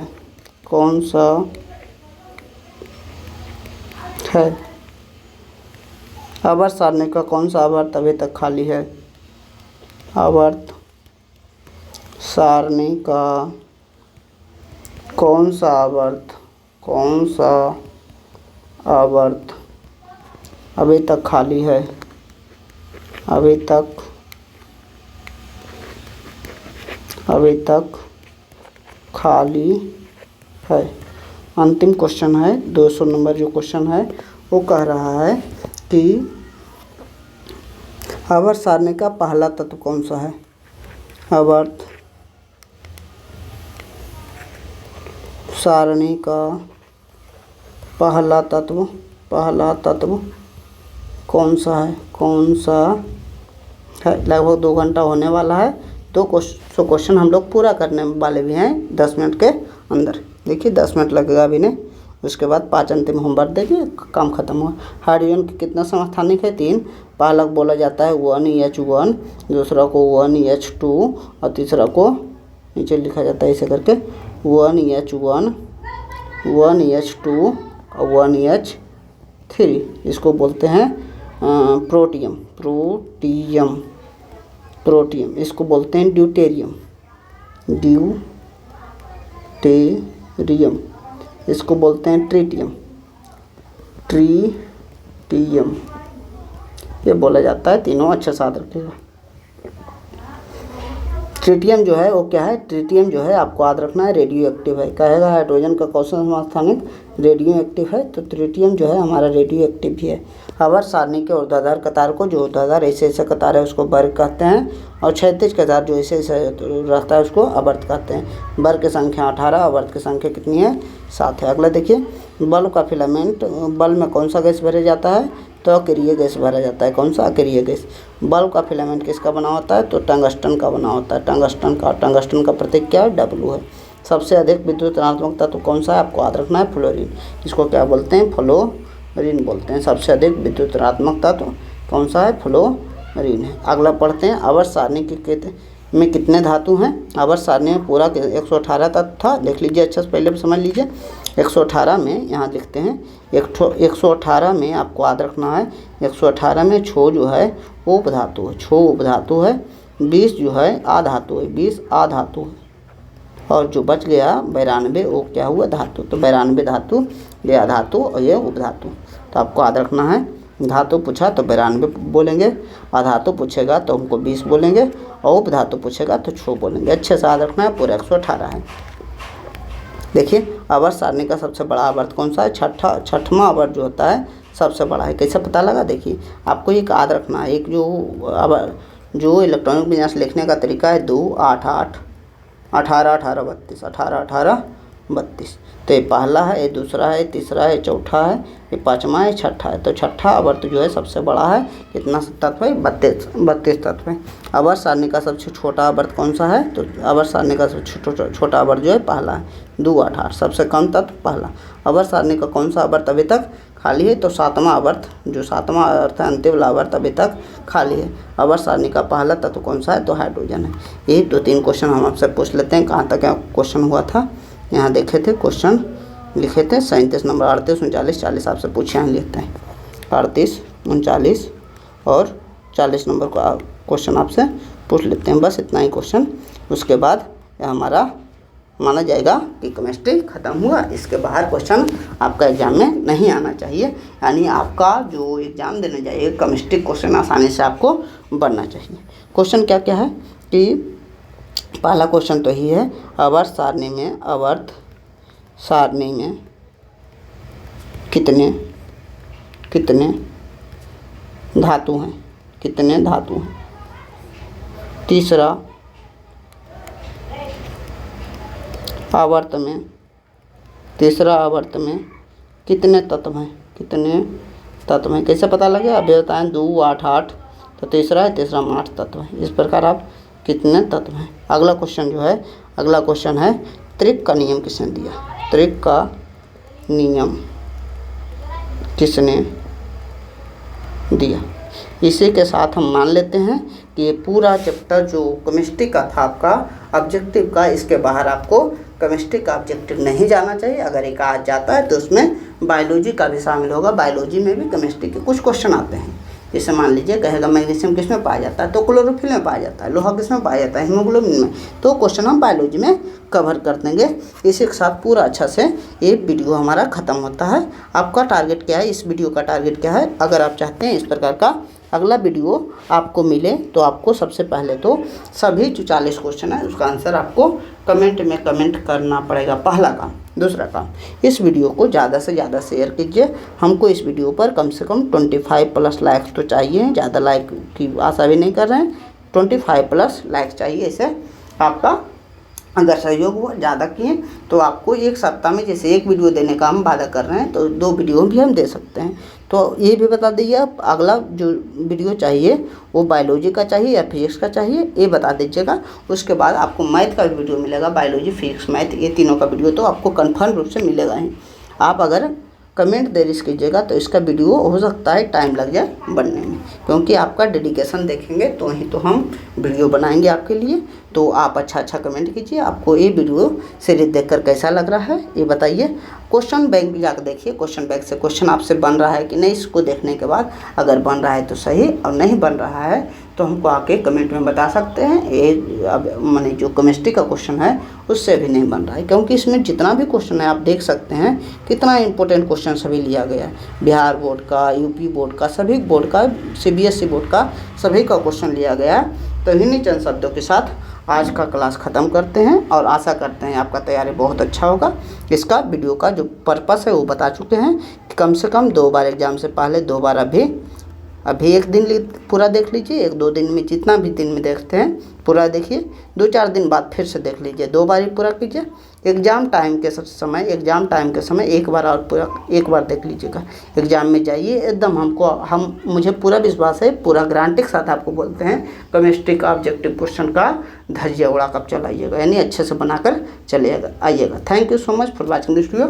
अगर वीडियो अच्छा लगा तो लाइक शेयर सब्सक्राइब और दोस्तों को शेयर करना ना भूलें। अगर अगला वीडियो चाहते हैं तो कमेंट भी करें आपको ये वीडियो देखकर कैसा लगा। Thank you.